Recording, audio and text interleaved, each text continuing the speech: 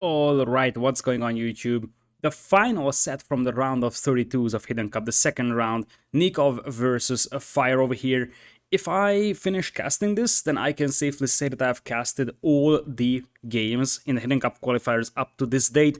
So every single game, every single set from the first round, every single game, every single set from the second round. And as I pointed out in the previous cast I did, but I will do it here as well. The third round will be happening on the 5th, 6th, and 7th of March, live starting 10 and 9 a.m. Eastern Time or 15 or 14 GMT. So I'll be casting those all live on Twitch. So in case you want to visit me, there's a link down below in the description if you want to catch those live. If not, no worries, I will upload them to YouTube just as I did with these. Obviously, because those will be live sets, there will be bigger downtimes between games. You don't have to expect a lot, but instead of having, I don't know, 1 minute between the games, like I'm doing with these recorded game casts, we're most likely going to have 2, 3, 4, 5 minutes breaks in between games. With that being said, let's jump into the final series over here. Vikings will be the global ban of F1re. Mayans from Nicov. Italians, Byzantines, Chinese, Tatars, Koreans, and Incas will be available for Nicov. Japanese, Mongols, Huns, Portuguese, Britons, Celts for F1re. Aztecs was lost to a snipe from F1re's side, and Nicov lost. Lithuanians. Home maps will be Crossant Slopes for Nicov, Islands, and Bay for F1re. So F1re goes back to one of the maps that he's so good in, Islands, as we'll jump into game number 1, Arabia over here. F1re will be playing somewhat unconventional Celts pick over here. Celts on Arabia is not something unprecedented.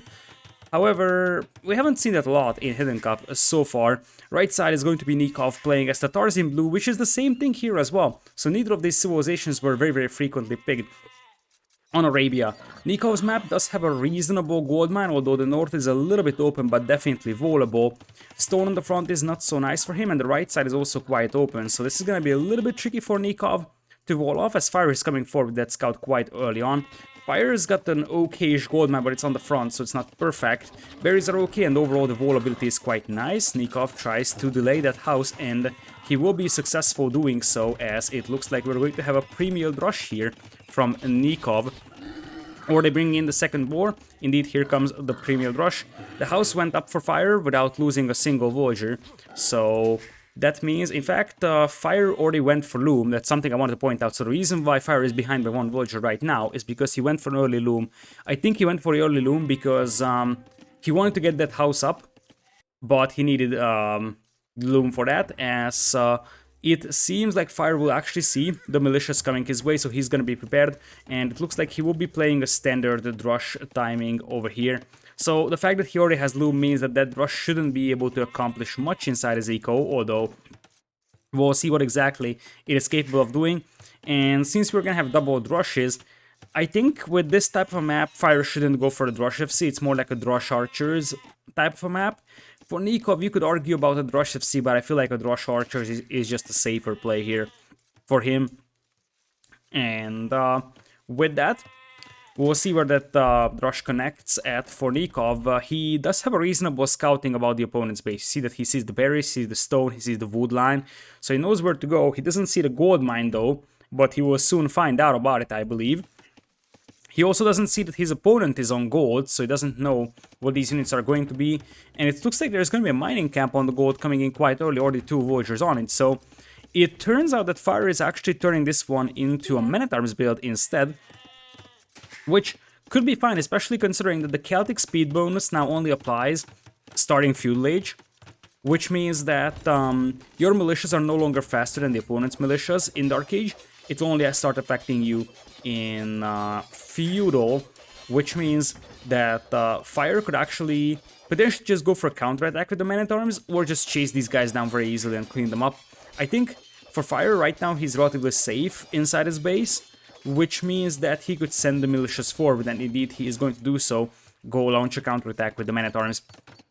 So let's talk about the favorites here, or overall the players. F1re hasn't had amazing tournament performances in recent memory, and there was a lot of discussions on why, and at the end of the day, the conclusion is that it's not F1re getting worse. F1re has had one of the most consistent, like, skill levels over the years among the expert players. It's the problem, as these guys are having a little dance over here.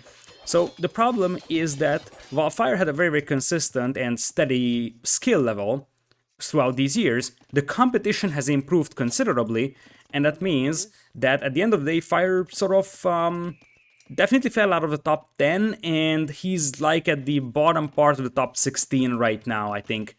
On a good day, F1re is a very, very good and strong player, and he's rather consistent as well, but nowadays, stronger opposition usually is capable of beating him rather easily.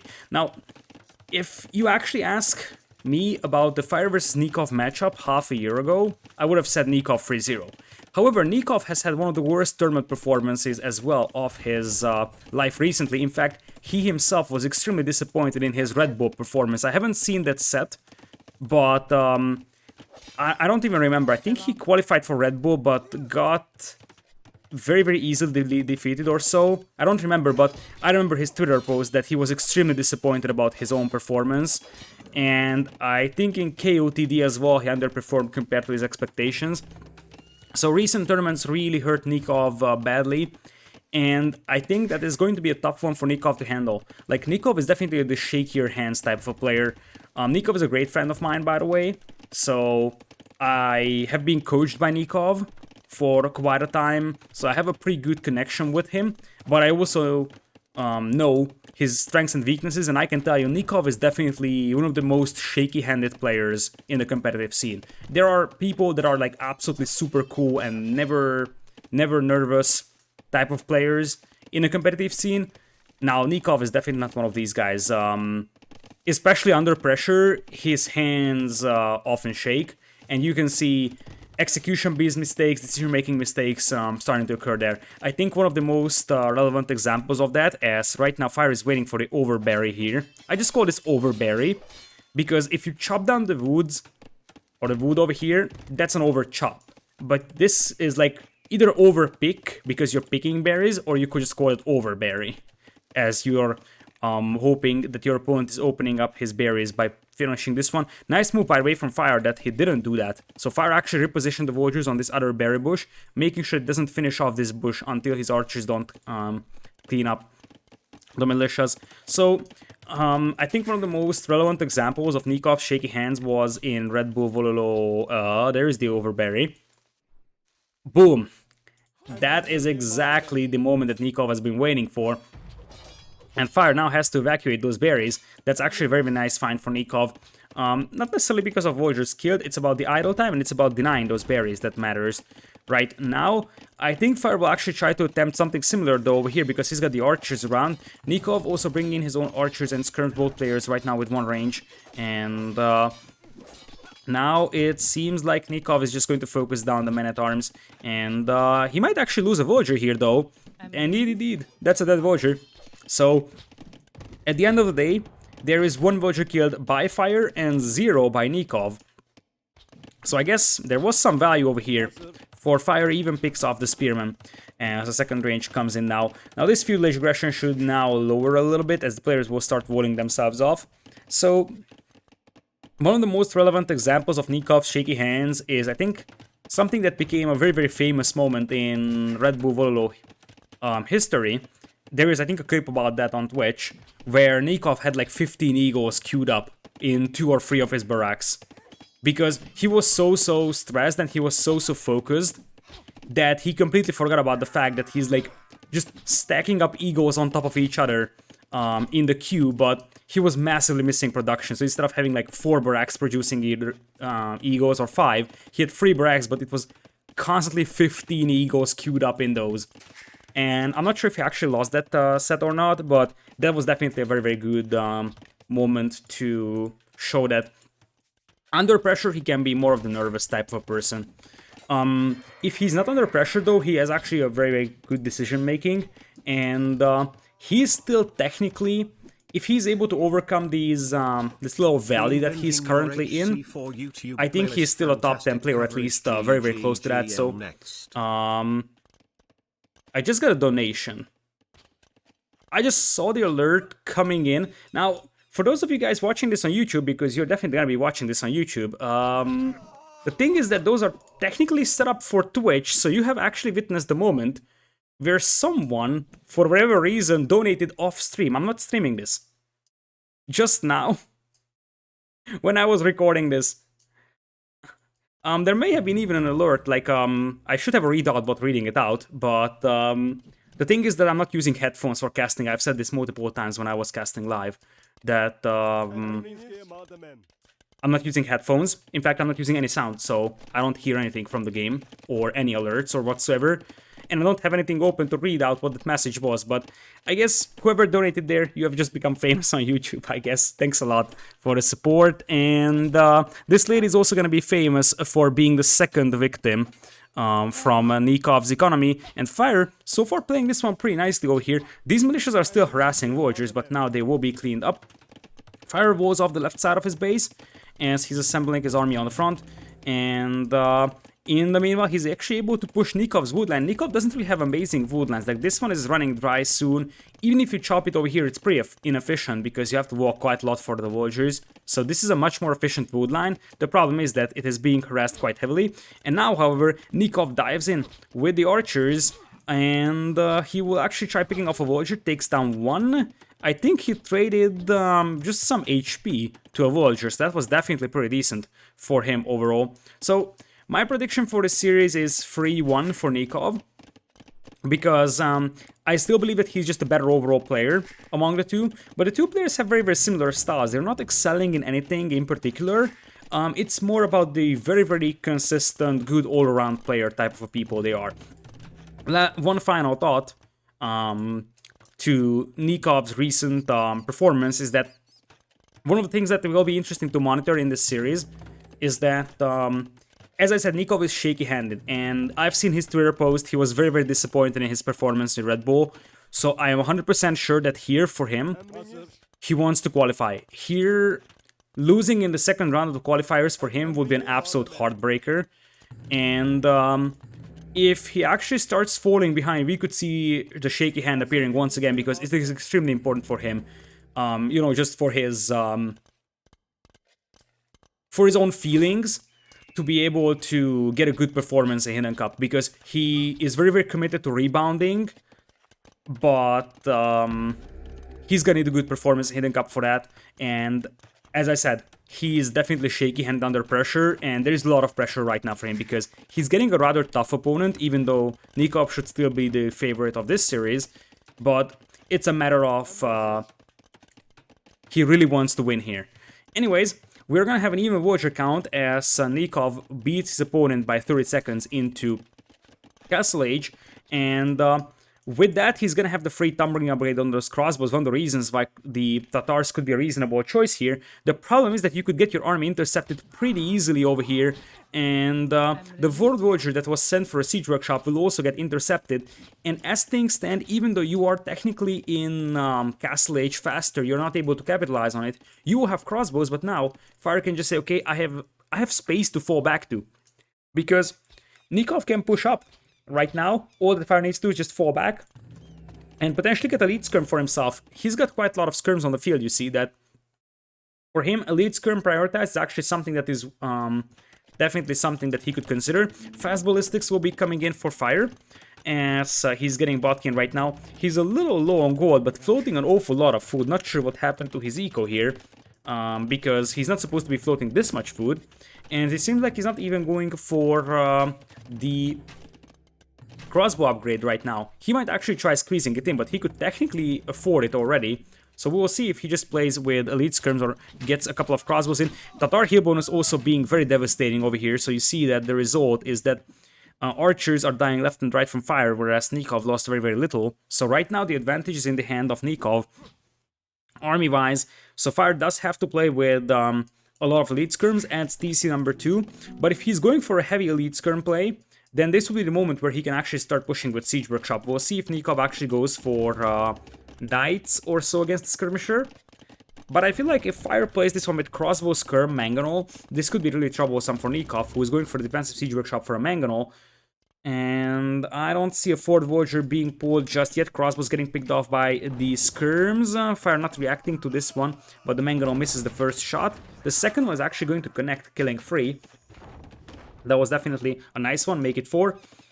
And there's going to be a sneaky counterattack coming in as well on the other side. Might actually get a couple of Voyager picks as Nicov will make early transition into Cav Archer. It's going to be a triple range Cav Archer play here, which is very, very all-in-esque, to be honest. It's not a complete all-in, but if you take a look at his economy, he's going for TC number 2, but his farming eco isn't amazing, and he's going for triple range CA. That's going to be 3 more Voyagers being picked off here by Fire. As, oh, there's an overchop. Disaster for Nicov, and as I said, on the other side there is another patch of Skirms and Crossbows coming in here, and they could hit the other wood line. Not sure if Fire knows about that stone, but this is a disaster for Nicov. 6 kills in terms of Voyagers for Fire, and only 1 from Nicov, and here come the rest of these guys. They now have ballistics as well. It seems like there is just 1 Voyager killed, but look at the wood income for Nicov. He can't take this wood line, he can't take this wood line. Right now Nicov is gonna have like 0 Voyagers on wood. He'll have to be walking all the way around here to get to this wood line.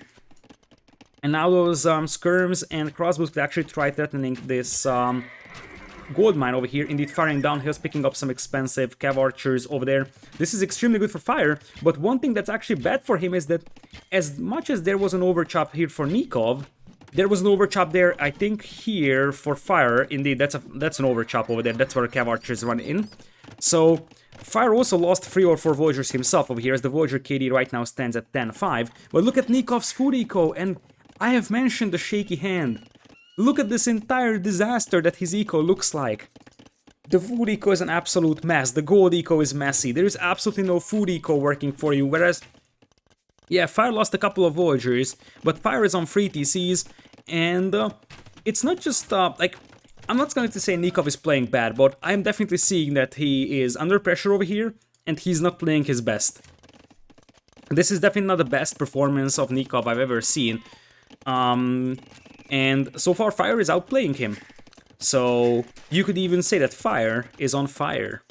I've been reading all the comments about my awful puns across the series, especially the T90 series. The one I casted with T90. There were a lot of puns I actually made. I think I managed to burn out T90 over there. And I actually didn't get the chance to get my other pun in there. I was about to tell T90 that you're lucky that you didn't invite me to cast the Fire series with you, because otherwise I would have burnt you out even more. So yeah, now, speaking of shaky hands, Fire also is having some macro issues.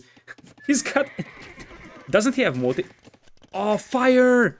Use multi-queue, man. This is so rookie mistake. Look at this. 2 TCs idle. This one has 10 Voyagers queued up. This is a clear sign he's not using multi-queue.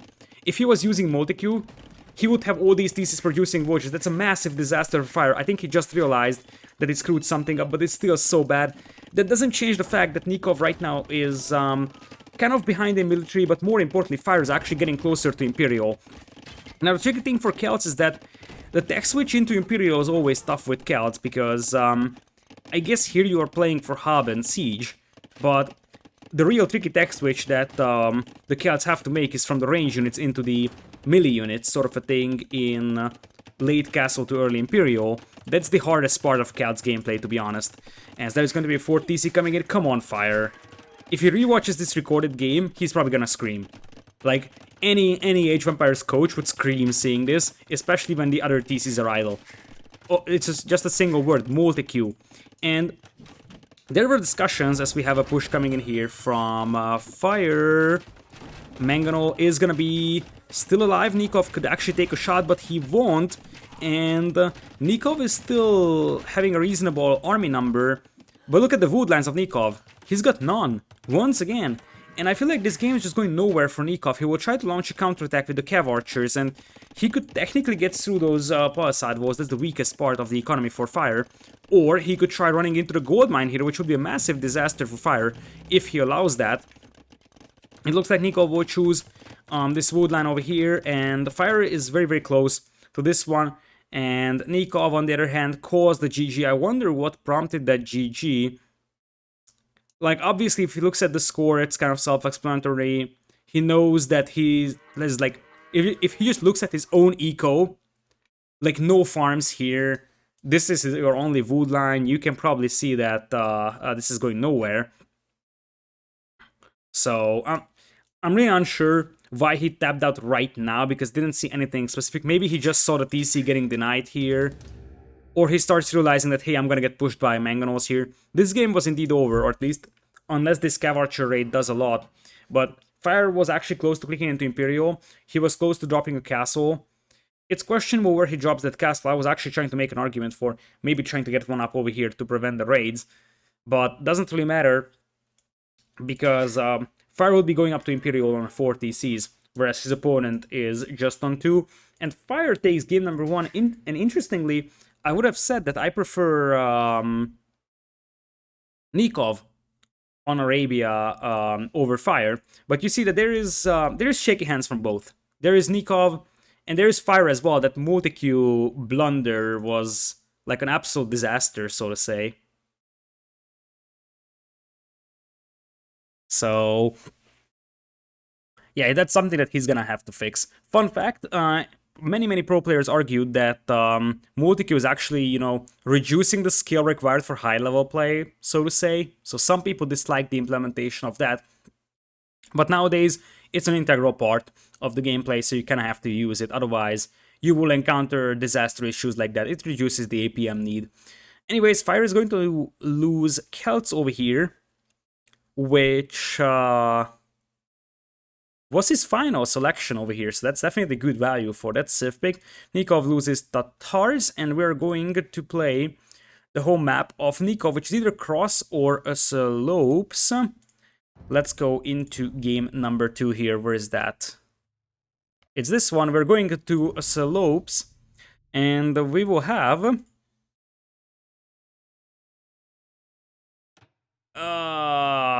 that feels so bad. So yeah, Nicov seems a little frustrated over here. For a little bit of a context, F1re actually had, I think, some family emergency or something like that, and he wasn't able to play until the given deadline. So this game, or this series, is actually delayed by 2 days. But admins and the players agreed to delay this one a little bit. So this was the final set of the entire second round. Everything else was delayed or was played at least 2 days before this one. But anyways, we're going to have Nicov playing on the right side as Chinese in blue. And it's not a civ that we have seen very frequently on this map.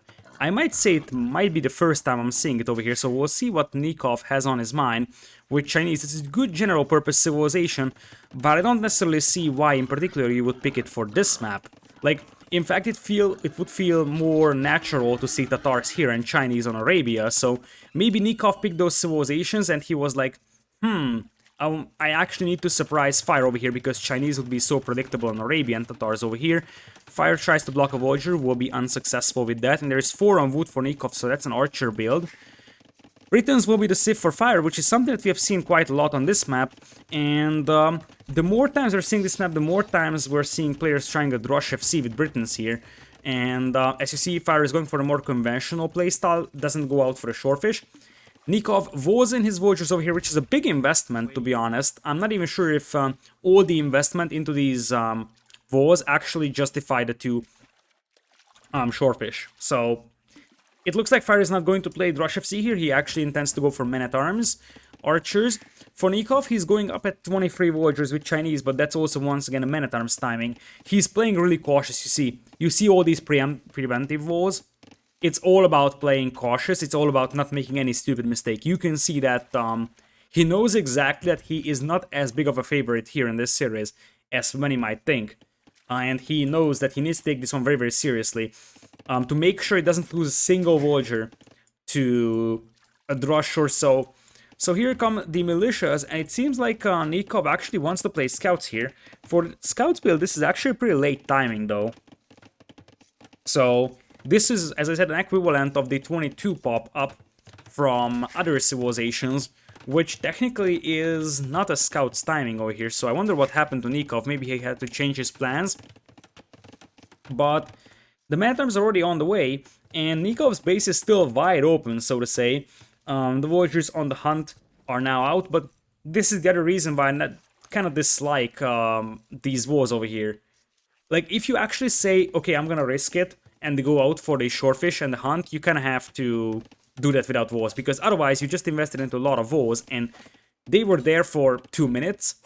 As Fire is already breaking in here, the wall isn't gonna be finished in time, and if Fire plays this one right, he waits with the men-at-arms until they're actually upgraded before breaking in here. He is indeed doing so. Those far-side wall foundations are also weaker, so it is very, very easy to get through them, and it looks like we're going to have on the scout already trying to get a couple of vulture picks on the berries. Another man-at-arms came in for Fire, but that was a little sloppy. The idea to bring in another man-at-arms when your opponent is this open is definitely something that I can justify. But it seems like he just sent it to the wrong spot. So he wanted to have it over here and then walk in here. But instead Pathfinding said that if you're here and you just right-click here, I'm just going to walk through. So he lost it to the TC anyways. Nicov seems like he's playing straight Skirmisher, but it kind of feels like he didn't expect the man-at-arms play from his opponent here. Because, like, Skirmishers will definitely be able to clean up the men-at-arms eventually. That was very, very sloppy from Fire, losing that scout to the Spearman. But I think he kind of got surprised by the man-at-arms play here. Still, as I said, he should have no trouble against this one right now. But if you look at the villager idle time, that actually kind of speaks for itself. 8 minutes against 2 minutes only. Nikov's food count is, however, looking better still because he's got the hunt and he's got the shorefish working for him. So Fire's man-at-arms opening here shouldn't do much, although if he can preserve those man-at-arms numbers, they could actually be very valuable once the archers come in here, and they will eventually come in. Fire will be fully walled. Nicov is playing semi-open, tries to wall off the right side. Nicov tries to trap those man-at-arms in there, and that's gonna be a nice trap. So eventually those men-at-arms will escape because pulse-side wall foundations have been nerfed.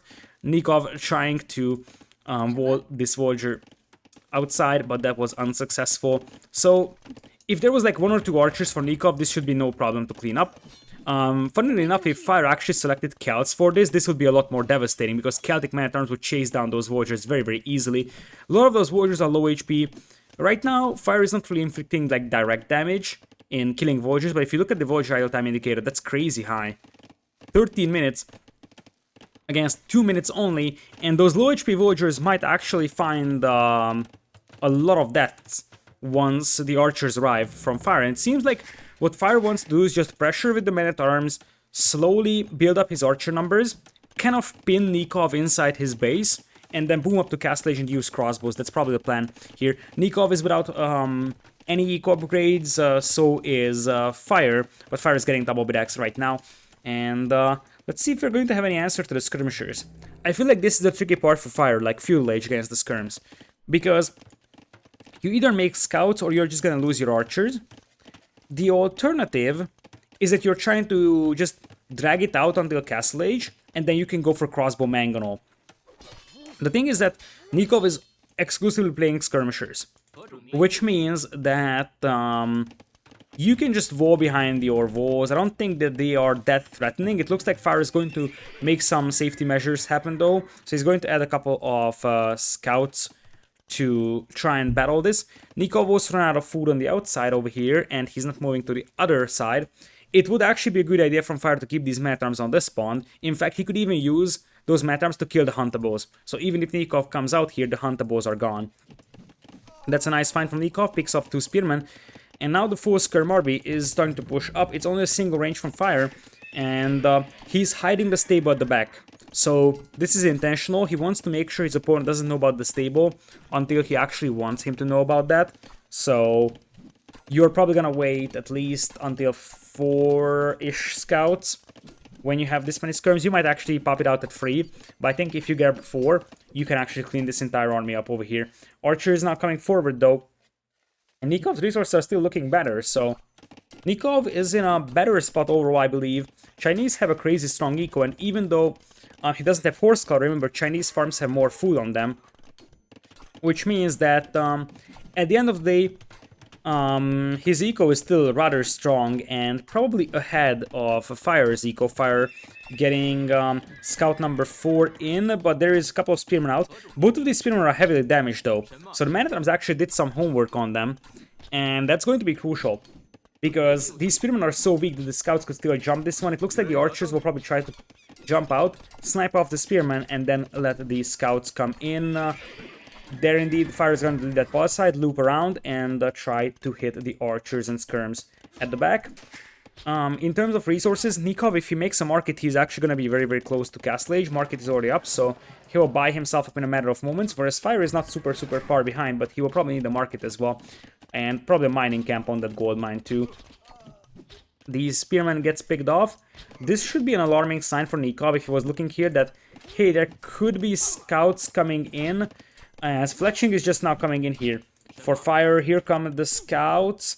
But right now for Fire, he just kind of has to play defensive here and make sure that he doesn't lose those scouts, because if those scouts die, he's gonna be in a big, big, big trouble. Now, second range on the way for Nicov, who's already 27% into Castle Age. Fire is gonna click up soon as well, but he's gonna have to idle his DC for quite a while. So the Chinese stronger eco is showing over here, and the fact that Fire had to invest into those scouts shows as well. But the scouts are actually going to launch a counterattack, and as I mentioned, many of those villagers are low HP, and now that could actually be very, very helpful for Fire, who picks off 2, and he could actually hit the wood line, and there is low HP villagers left and right here. The scout from Nicov will take an engagement and then disengage, tries to quick wall this one in. Villagers on the gold mine could be intercepted as well. I think Fire will sacrifice these scouts over here eventually. The question is if he's actually trying to just try to be annoying as long as possible, and I think he's gonna do that, or he will just dive in and take the fight. I think in this case you just run around. You make the life of your opponent as hard as possible running around with your scouts, especially now that you can yoink that spearman and that scout. Just keep running around, force idle time on your opponent, as Nicov is like trying to trap this army in here. But Fire, this is everything that he needed, because he's behind in Castle Age time, and you see that he was looking back home for a while. But because these scouts are still running around, the archers are here and not here. Now some of them are pushing up, but it's mostly skirms. So the crossbows are the ones that are chasing down the scouts, which means that by doing this, Fire is delaying Nikov's assault by about a minute or so on his base, and it is life-saving, because if those crossbows actually started marching forward right now, Fire would potentially have his base breached in the next 1 minute or so, and he's not up to Castle Age, so he needs to buy himself time, and he was successful doing so. Fire with 2 villager skills in this game, Nicov with 0 right now. Fast ballistics on the way for Nicov. Fire is now on 2 ranges. He's going to have 17 crossbows against 13, and he's going to have a range advantage as well. The 2 players are playing with a rather high ping, so that range advantage isn't necessarily going to show though, because micro units isn't going to be that easy. Nicov is Argentinian, but he lives in Italy, whereas Fire is Brazilian, so they're probably playing on East US servers with about 90 to 100 ping, I would say. Which means that, as I said, micro-induced crossbows isn't as easy as in the case of a low ping environment. So, we are going to have a nice villager find over here by Nicov. Picks up the first villager from Fire, and it looks like Fire is going to launch a full-on counterattack. Now, this is dangerous because he left this hole open, as Nicov is going to attack into a lead skirm, and here is where the versatility of the Chinese will actually start to show. Once they have crossbow elite skirm, they will be able to punish Britons, who are very, very one-dimensional towards archers. We'll see if Fire actually goes for a siege workshop. Indeed, there it comes, to try and battle the skirmishers, which also means there is no university for ballistics. Both players will be playing 1 TC for the time being. And so Fire is going to come in, may actually try picking off a couple of villagers here. He will actually intercept the crossbows. Nicov does have ballistics already in. Fire won't have that, at least for now. And he's gonna have to wait quite a lot to get that upgrade for himself. +1 defense also in for Nicov, same for Fire, as Nicov is actually diverting all his army to the right side. Nicov also has a 6 villagers lead over Fire, but Fire does have wheelbarrows, that's only a 3 villagers real lead.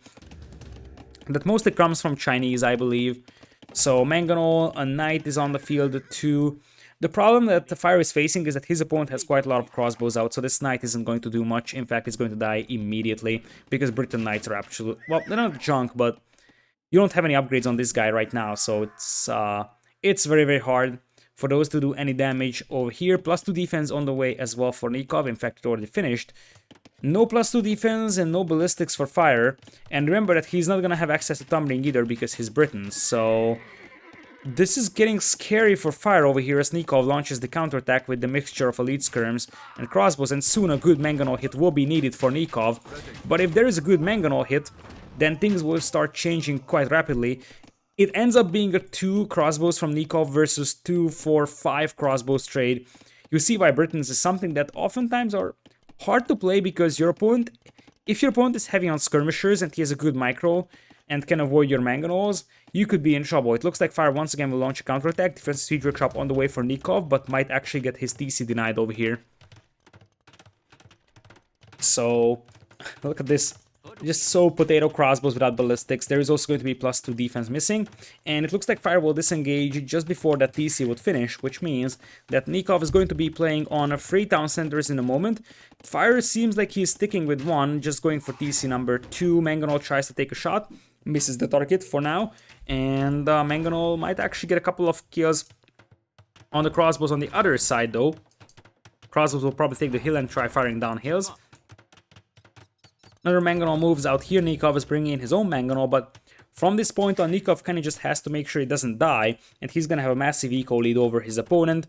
He also has the elite skirms mixed in, which makes life harder for a Briton player who is very, very heavily focused on archers. So, really, Nicov can play a mixture of crossbows and skirmishers with mangonel defense, and he should be good to go. It's worth noting that neither of the players actually moved out to take the wood on the outside. Nicov is on stone with right now 4, but eventually that's going to be more. And that means that we're going to see a defensive castle coming in eventually. Maybe some around over here could be a reasonable idea. Ideal spot would be this hill with this relic, but I don't think that right now Nicov has the chance. And did he just delete that mangonel, or was it crossbows taking it down? I think it was crossbows, right? Oh, that actually ends up being an okay one for Nicov. If Fire keeps moving, that mangonel shot would have missed, and Nicov would have probably lost the mangonel without taking or without killing anything here. Nicov is actually making a second siege workshop here, and some mangonel comes out, and interestingly, Fire withdraws from combat as he's adding voyagers on stone. Now, there is no overchops here, but there's a couple of crossbows coming to counterattack Fire over here. Fire is now expanding towards the side with a 3rd TC, but he's behind by 15 voyagers, and unless he's actually starting to actively do damage on Nikov's eco, I feel like Nikov's gonna be able to rebound. Because he is having an 18 voyagers lead, although truth being told, Fire is floating a lot of food, so Imperial Age might not necessarily be a distant dream for him. Nice move though from Nicov, that's actually very well executed. Attacks on this side, attacks with the crossbows on the other, and now Fire is the one losing voyagers left and right. By the time he notices, he's off from this wood line, and the crossbows will just greet all these voyagers running back to the TC with a happy smile on their face. And Fire's voyager count is getting dangerously low compared to Nikov's one. Look at this. He is down to 50 voyagers against 80. That's a 60% advantage for Nicov. Now, Fire still has a strong army working for him, but I feel like, as I said, unless he's starting to do actively damaging the opponent, this is not going to go anywhere for him. Crossbows will probably find a couple of Voyagers kills over here, but he has to take down TCs, he has to kill massive amounts of Voyagers, otherwise I don't necessarily see a way back for Fire, especially considering that Chinese versatility in late game could start showing as well. Now, this house is getting taken down. Nicov hasn't reacted to this one just yet, and it's 42 army against 26 only.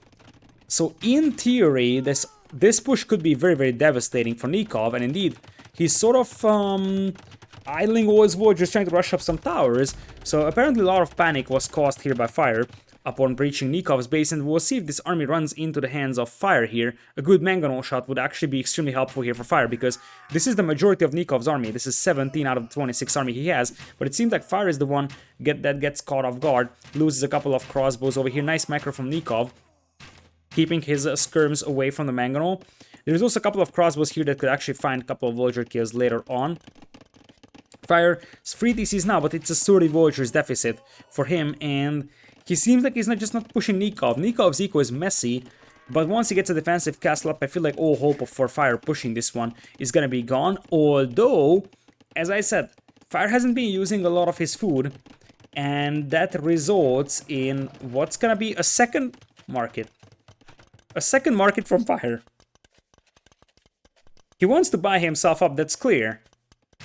But here the market, man.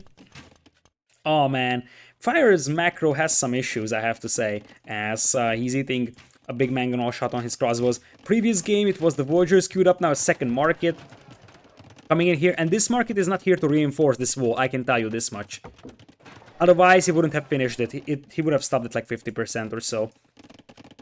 So now Nicov wants to attack out, probably because he wants to secure a position somewhere around over here. Fire takes down a 1-for-1 in this one, but if Fire is able to hold this one for 2 minutes, he's gonna have a nice and huge Arbalest power spike, which could be enormous, though you have to add that Nicov is indeed going for the defensive cast, and Nicov isn't impossibly far away from Imperial either. In fact, if he sells some of the wood that he's floating, he should be able to go up to Imp as well, and since Fire has 0 Vultures on stone, Fire won't have a castle, Fire won't have traps to take down Nikov's castle, so even though Fire is going to beat his opponent into Imperial by about 1.5 minutes, he's not going to be able to push in Imperial from this angle, because he's gonna have no siege weapons available. Indeed, Nicov just massive eco balancing, and that's a 1.5 minute advantage for Fire into Imperial. Crossbows might actually find a breach over here as well. Needless to say is the fact that Nikov's eco is like much better. So unless Fire is, as I said, actively killing his opponent here, that's just not gonna work out. I like that Nicov actually used his crossbows once again. He was waiting for the opportunity to see if Fire comes back to that gold mine. I'm not sure if he killed any Vultures over here, and Fire will clean it up, but still it's an annoyance, as now the crossbows for Fire will be heading this way. We'll see if they will be greeted by the mangonel shots over here. Fire does realize that. But as I said, he's 8 on stone, but by the time a castle would go up, Nicov is going to be up to Imperial as well with a much better eco. In fact, Nicov, at this pace, he's going to have a second castle up by the time he reaches Imperial. Fire is Imp, gets Arbalest, but if he was a civilization with Bombard Cannon, this wouldn't really be a big problem, because you could actually start pushing the castle with Bombard Cannons rather fast. But here in this case, you just don't have any siege weapons to take that castle down with, and I'm fairly certain that Fire doesn't know about that castle up until now. Loses 2 mangonels to the castle fire rather easily. And Nicov, going for more ranges, he will probably continue with Elite Skirms. I think Elite Skirm Cavalier here, or Elite Skirm Light Cav, is totally doable for Nicov.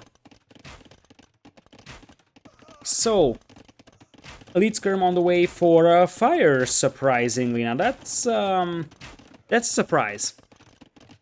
I'm not 100% sure why he's making a Elite Skirm himself. He might just want to try and match the opponent's Elite Skirms here, but that's already sort of a white flag from the Britons, because Chinese will be much better in mixing in cavalry. And once again, Fire will actually go for a couple of Vulture picks here, but I don't think that he will be able to kill much, especially because this sword has been spotted a long time ago by Nicov. 1 Vulture goes down. The Vulture count, or the Vulture KD, is actually pretty close for 2 players, but Nicov was on multiple TCs for a long time, whereas Fire was very late adding even TC number 2. We'll see if these Elite Skirms will actually hit this gold mine or the wood line, or the stone mine. Seems like they will actually hit the stone mine. Fire actually wants a cast for himself, and oh, that's actually lucky for him. I don't think that he ran away with the Vultures because he saw the skirms. He ran away because he wanted the castle up. Now there is actually an opening here, so the skirms could just walk right into the base of Fire, and Nicov will dive in here and start killing Vultures big time, +4 defense coming in. And the Arbs are actually through here, as Nicov will need a couple of Elite Skirms to defend here as well. But Fire isn't noticing this, and his already huge Vulture deficit is just going to grow even more so. 77 Vultures against 120, and I feel like that's sort of a lead where Nicov could just go for his own Arbalasts and already start deciding the game. He's also cleaning up a lot of Arbs here, and this is actually going really badly for Fire over here. Like, ever since he started falling behind Nico, he was just on the back foot, and maybe he played this one too passive, because it kind of seems like he just played this one a little too passive in castlage. He could have pushed the mangonels and crossbows while he had the chance. Now, Fire is still sort of in this game, technically. He's on 4 TCs, so he can actually reboom and he wants a castle for himself, goes up over there, and he's got a lot of arbs on the field. Whereas his opponent is 11 crossbows, 16 skirms, not an army I'm super impressed about, to be honest. So the army, and if you take a look at the army value, Fire actually has a larger army value over here. But Nicov will spot the castle, and after conscription he's gonna go for the Trebs immediately, I believe. He's actually taking into light cav already, and mobility could be another factor on this map. Fire only has 20 on food, so he's like nowhere close to taking into light cav.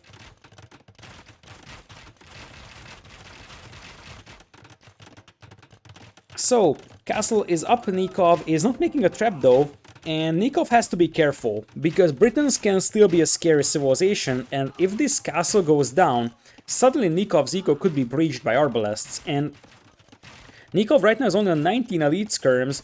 He's up against 18 elite skirms from the opponent, and also 30 arbalests, so Fire already going for the traps, Nicov just getting trap number 1 out. Here's another counterattack with crossbows and skirmishers, +2 defense coming in right now for Nicov. He still has the score lead, which is absolutely understandable. Goes for defensive castle on his woodland on the right, and Fire will be able to see the stables coming up, so he knows light cavs are on the way. Fire will also try defending against this counterattack with his own lead skirms. Trebs are on the way, and it seems like Nicov has lost his initial trap, probably to the arbalests, as Fire's second trap is already coming out. Nicov will only have 1 trap on the field for quite a while. Ram push on the way from Nicov though. One of the things that Britons struggle very, very heavily against is siege ram, as Nicov once again finds a nice raiding opportunity here. Picks off a couple more villagers, but the Mangonel should be able to clean this one up with the support of the skirmishers, and Nikov's army is still not impressing me. It's a lot of skirmishers, sure, but I'm not 100% sure how you're actually going to push Fire here. You don't really have siege here, and he needs to be careful because the Briton player could switch into cavalry here as well. Now, there is going to be more and more cavalry coming in here for Nicov, so Fire still has to be careful, but I feel like especially the longer this game goes, the more I'm feeling like Fire is actually able to start rebooming here. He's up to 95 villagers. Population is dangerously close, I would say. Then that's actually dangerous for Nicov. Here, Arbalest trying to get into the opponent's eco. And if Nicov starts losing farmers, his flow of light cavalry will actually start just fading away as well. Mangonel actually got a couple of nice hits over there on the skirmishers, as you see the dead bodies. And it looks like Fire also lost one of the traps to potential light cav snipe.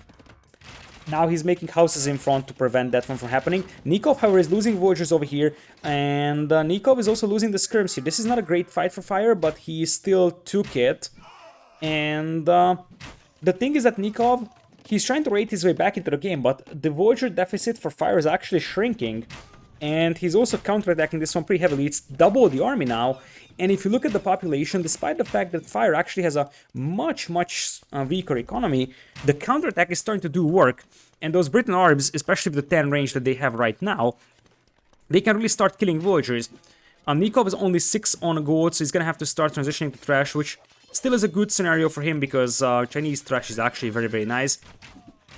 And we will have a ram push coming in here, though only kept ram. And still, I feel like Fire's biggest issue right now is unit composition.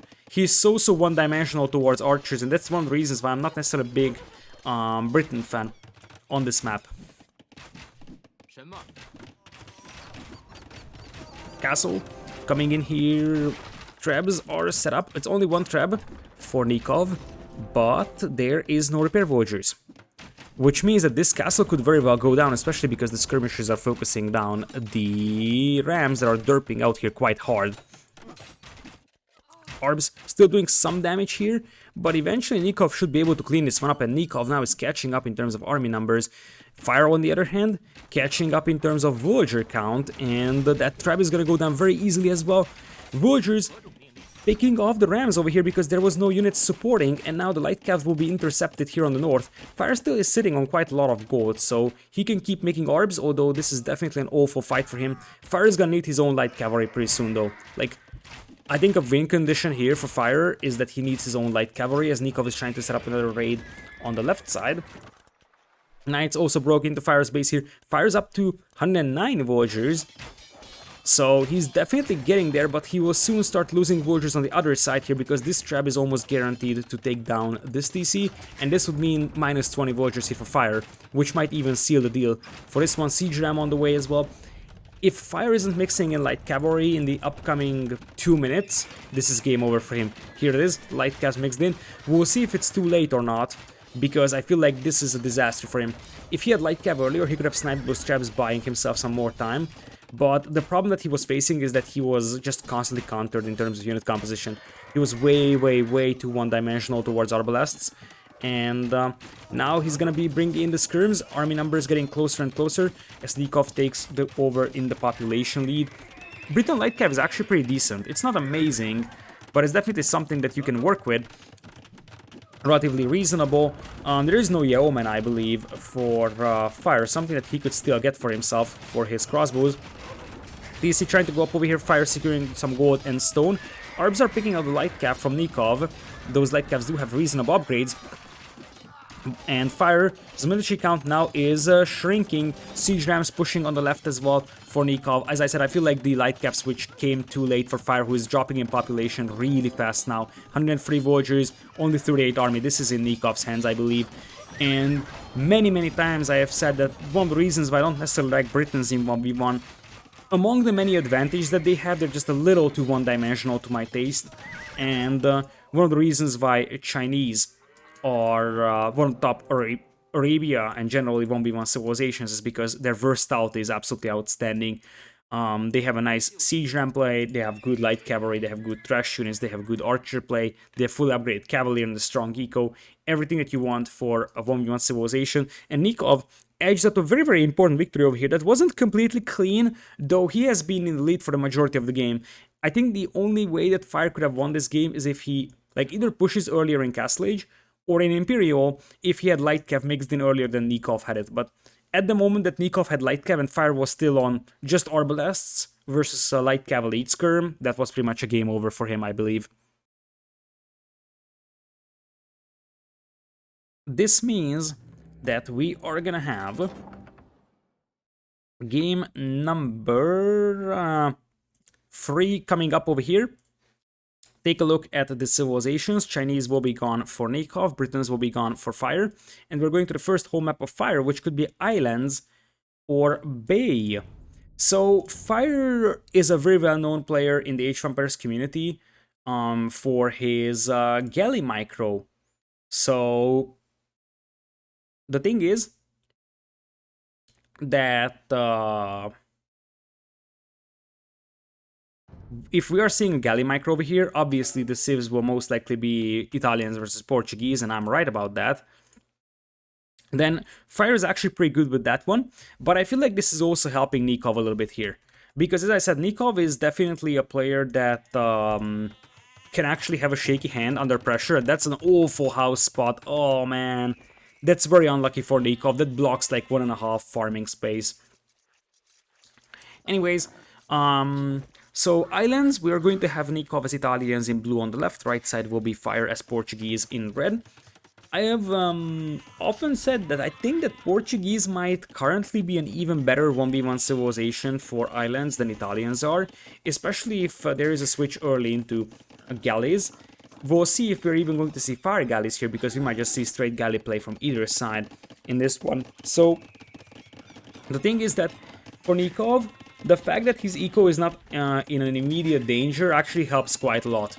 So I think that for him this map is actually very good.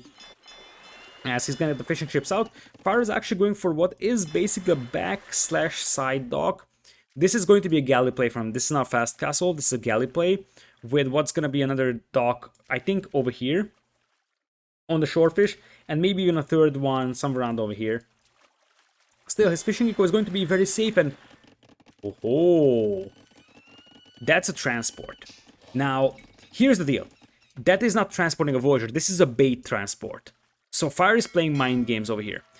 Because if you see a scout on your island from the opponent, you think, hey, he has landed me, and you start panicking, and you start saying, hey, that could be, oh, I see what Fire is doing. Fire is playing mind games over here.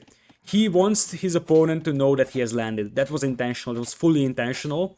Because see Nikov's reaction, immediate gates, immediate walls, outposts. He wants Nicov to invest into a landing defense. Simultaneously, Fire is getting front docks up here, while he also has a sneaky dock at the back.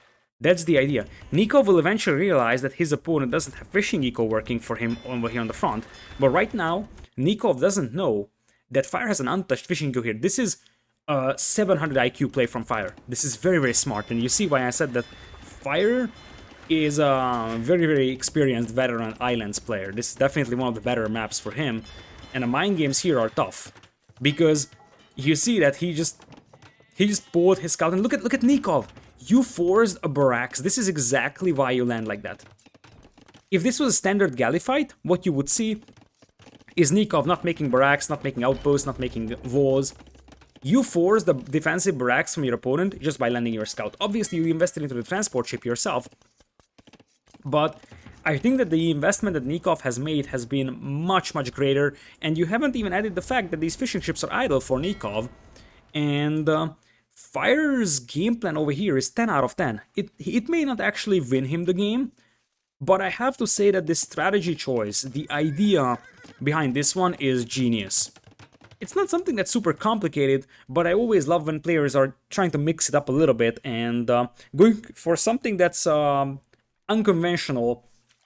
And really, the fact that Nikov's fishing eco here could be threatened by Fire galleys, whereas Fire's fishing eco is untouched, is actually going to be huge. That's actually a nice demo hit for Nicov, sinks a demo and a Fire galley from your opponent. And one of the weaknesses of this build is that you invest a lot into that transport and that back dock early on, and Nicov is able to make ships on 3 docks on the front, whereas you're only able to make ships on 2 docks on the front. And it seems like now Fire is gonna get a demo or Fire galley out here, and I think this might be a bad decision. Because if he sends a Fire galley from this side, I think Nicov now starts to realize that there might be a dock elsewhere. Yeah, Nicov definitely knows. Nicov is sending a dock elsewhere because he knows exactly that, hey, Fire doesn't have fishing eco here, something is wrong, there is no third dock. Even without seeing this Fire galley, had he seen this Fire galley, he would definitely know that there is another dock over here, and now he's going to realize. Now he's going to realize that, hey, my opponent has a fishing eco here. And that could be very problematic for Fire, because Nikov's fleet right now is a little bit better positioned for this one. Wait a second. Oh, Nicov is turning back! Don't tell me. I think he's sending another one, so he probably knows. But if these ships didn't come from this direction, I don't think that Nicov would know. They're going back. There's a chance Nicov still doesn't know that there's a dock here. It should be obvious that there's a dock, because there were ships coming from that direction, and that actually is a clear signal of a back dock. The demos cancelling each other. Fire's fleet is stacked up really badly. That was some awful demo hits for Fire over there. He lost this fight big time, so as good as his game plan was here, this fight was an absolute disaster for him. Still, 7 Fire galleys versus 7 Fire galleys, so it's not the end of the world for Fire, and remember that Nikov's fishing eco is sort of under pressure over here, whereas Fire is just fishing very, very heavily. Also, he's doing so from the corner, so the distance to travel for these fishing ships are probably going to be better than the distance to travel for these fishing ships soon. And Fire, using a market, buying himself up to Castle Age over here. The idea is there as well for Nicov, and here is once again the benefit of that landing. Nicov won't be selling 200 stone. He's gonna be selling 100 only. Which may not seem like it's a much of a difference maker, but it actually could be a factor.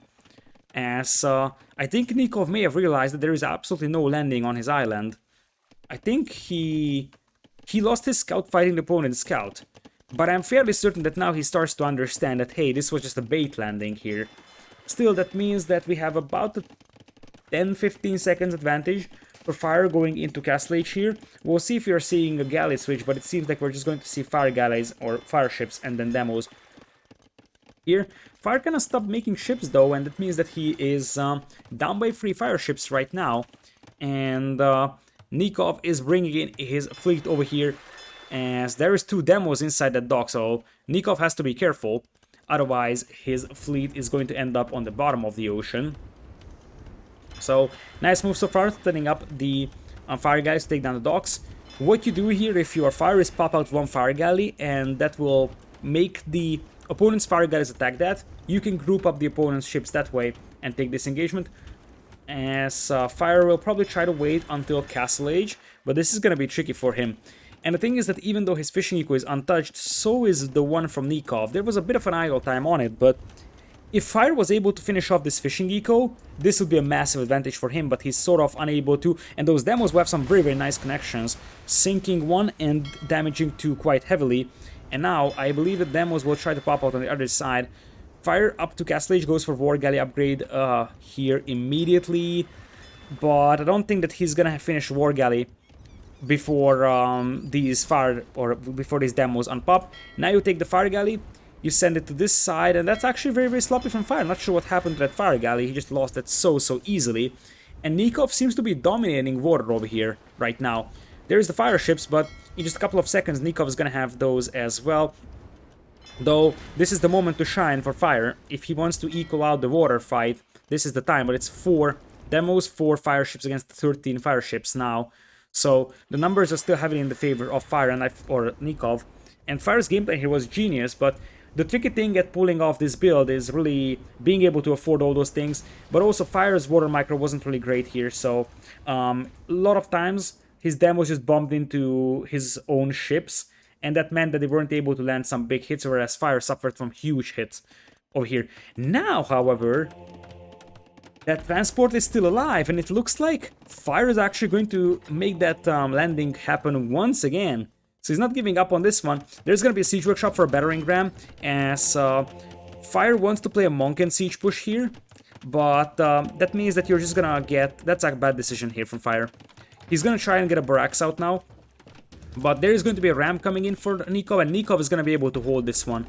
I don't think, like, even if a monk pops out, it's not going to be able to do anything against the ram. So what Fire could accomplish with this one is maybe that he can distract Nicov enough to potentially land some big demo hits over here. But tower is going to go up over here, I believe. A Mangano coming out.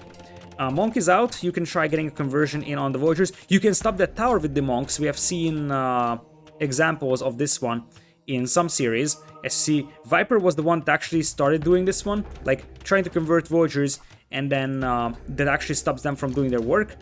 But the Monk is gonna get Mango down immediately. Mangano is out, but the Voyagers can just rush it down. Will miss the shot, and Nicov is going to take it down. This landing is just an absolute failure here from Fire. However, behind this one, he was probably able to take a very, very good water engagement. The timing of this one was intentional, and I was actually trying to pay attention to both sides, but obviously we weren't able to. He was trying to say, okay, I'm going to dive in with my ships right now, and I'm either winning water or I'm winning land. And he's absolutely winning water now, as he's going to take down Nikov's fishing eco. It's worth noting that his own fishing eco is still alive, and that's where he's going to start pulling ahead in terms of Voyagers. And Nikov's food eco is also going to be quite massive. Nicov is on 2 TCs, but it's not like he can afford making Voyagers on 2. Fire will only be playing on 1. Nicov is having a couple of demos in here, but Fire could actually start taking these dogs down if he wanted to, or this would be the moment where he actually starts switching into War Galleys, because in the long run he wants to play this one with War Galleys / Galleons, as there is no more units whatsoever coming out of this one. That landing is just not going to happen. So Fire is going for TC number 2 as well, goes for quite a lot of Voyagers on stone, so Castle is gonna be the plan. I would love to see him repairing these dogs a little bit so he doesn't lose them later on in case he falls behind in terms of ship numbers once again. And that's going to be TC number 3 going on for him as well.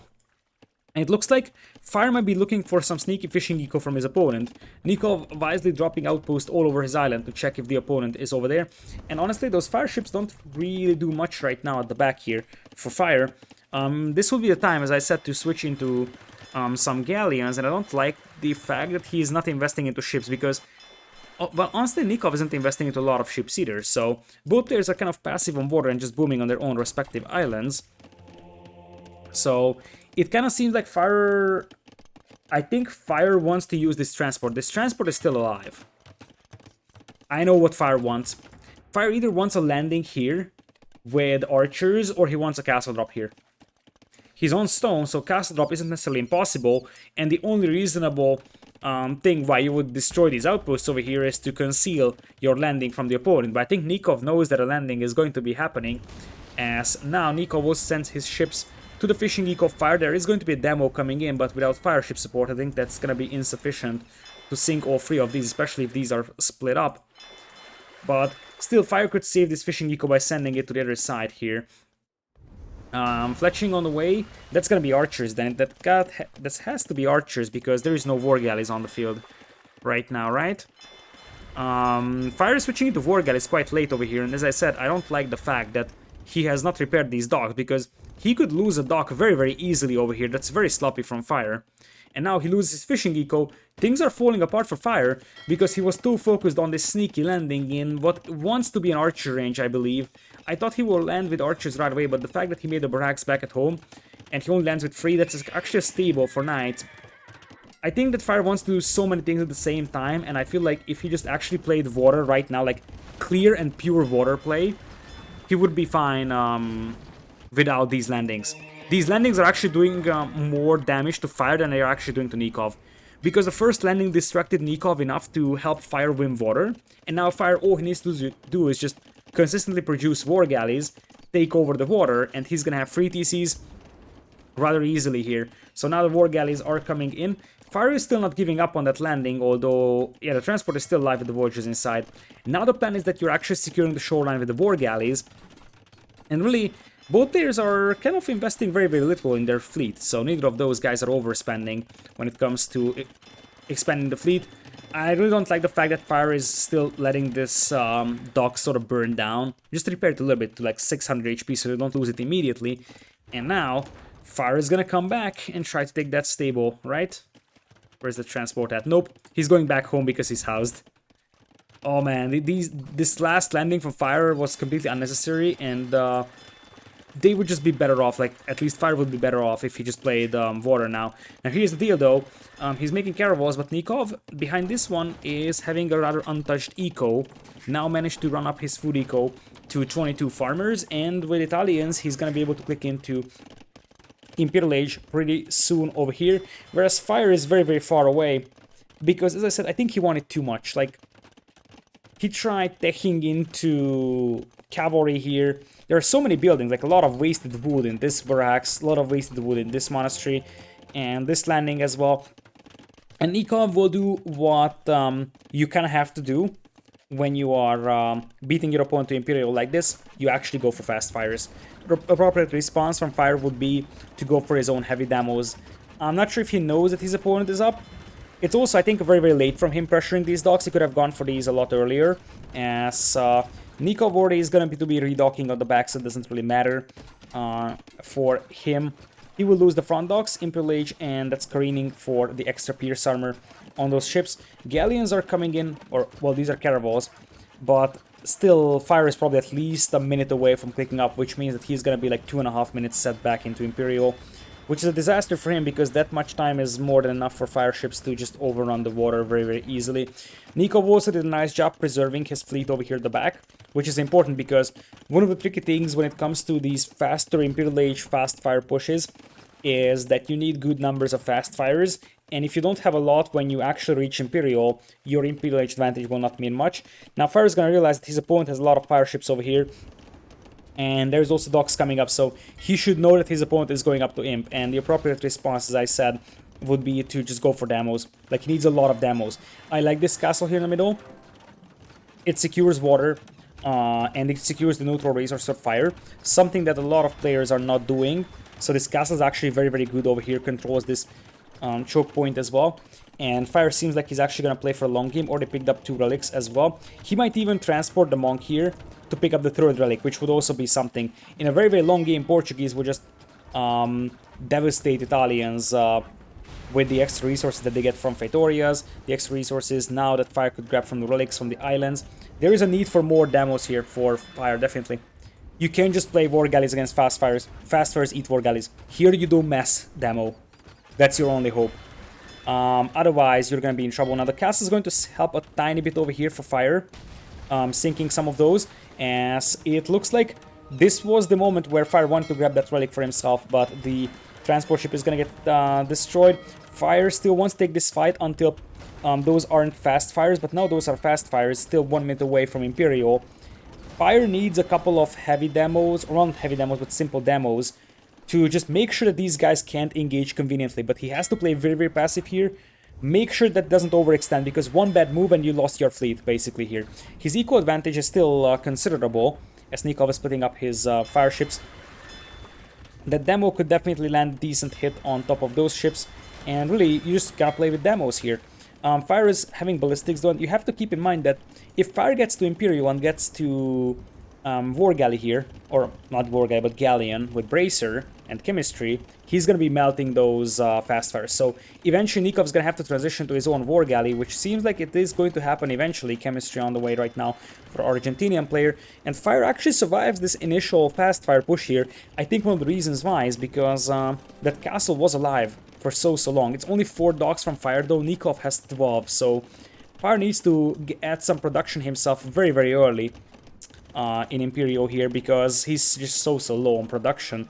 He's got a couple of docks over here on this island, protected by the castle. Galleon on the way for Nicov too.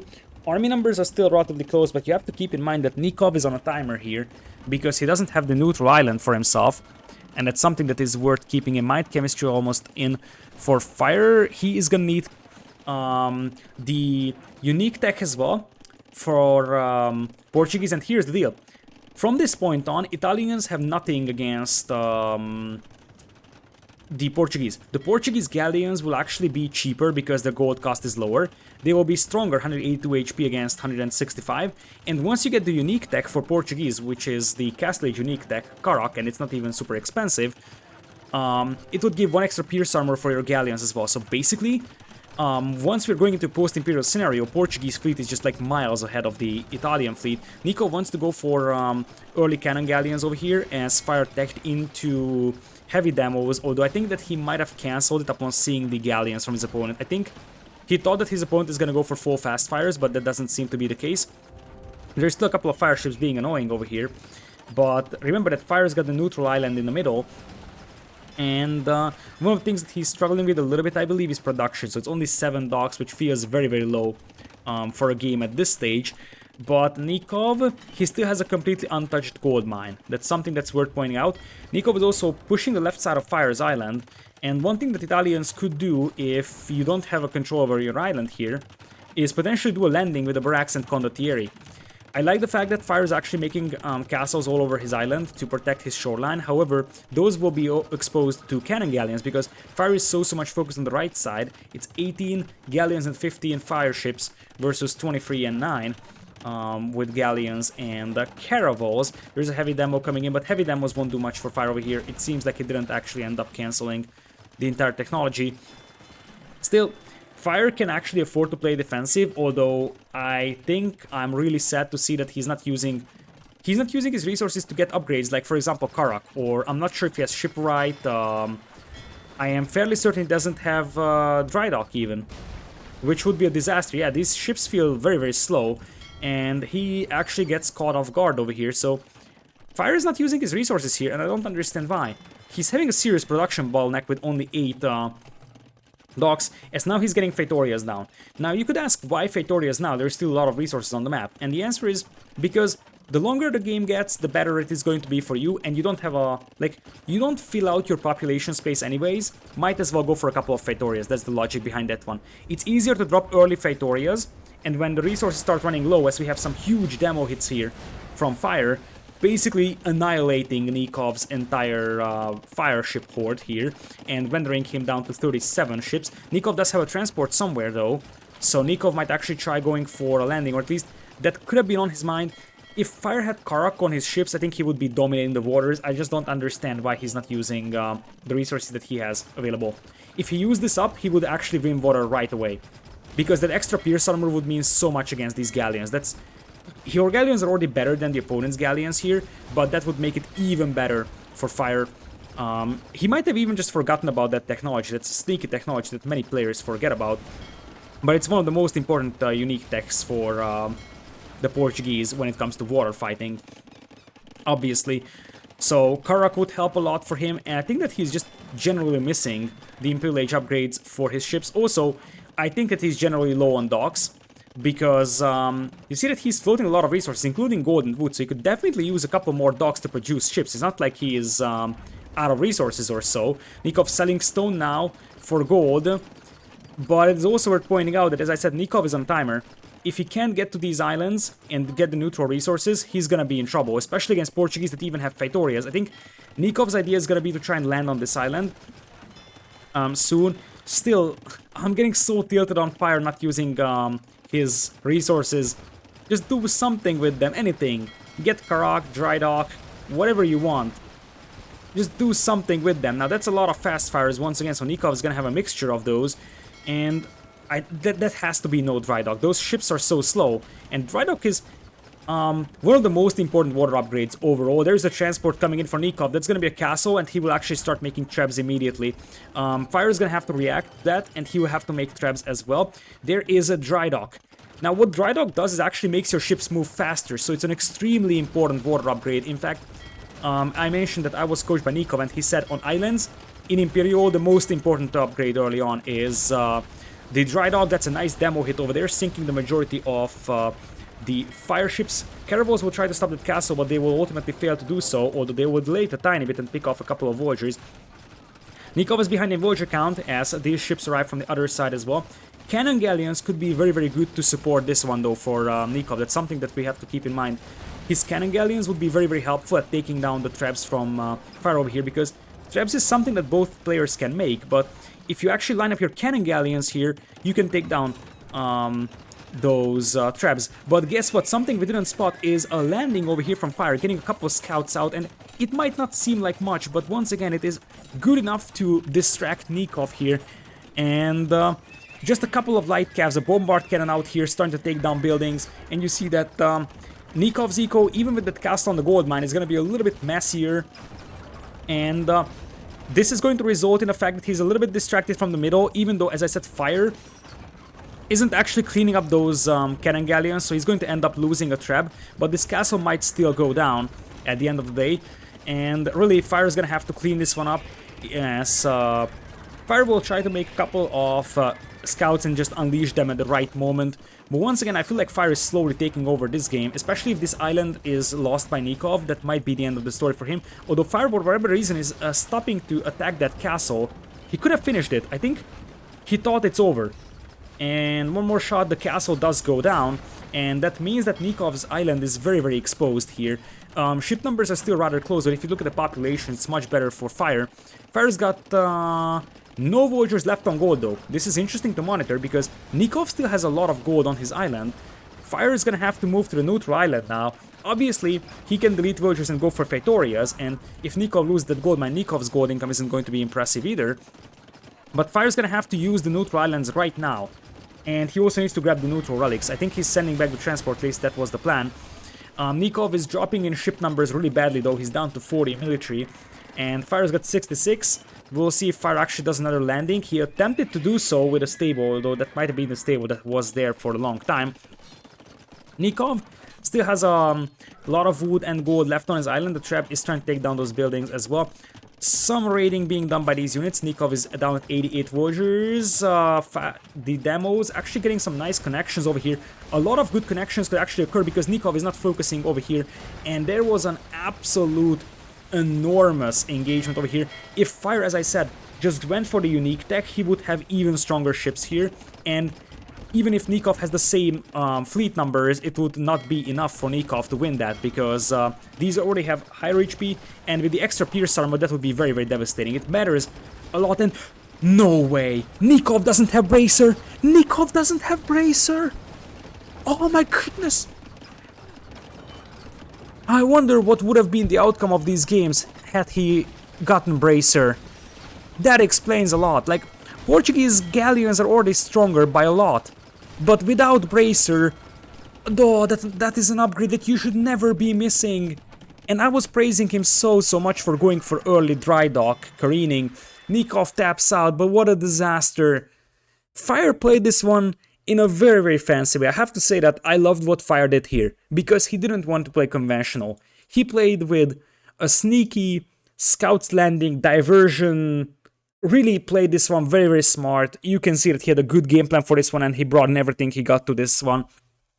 Nicov once again, I was saying that it could actually favor him that this is island and his eco is not getting pushed, but it seems like his eco got pushed, especially this landing with the Monk and Siege. Even though it didn't do any damage on land, it actually allowed Fire to destroy Nikov's eco, or Nikov's navy, because Nicov wasn't paying attention and he actually got eaten up by demos.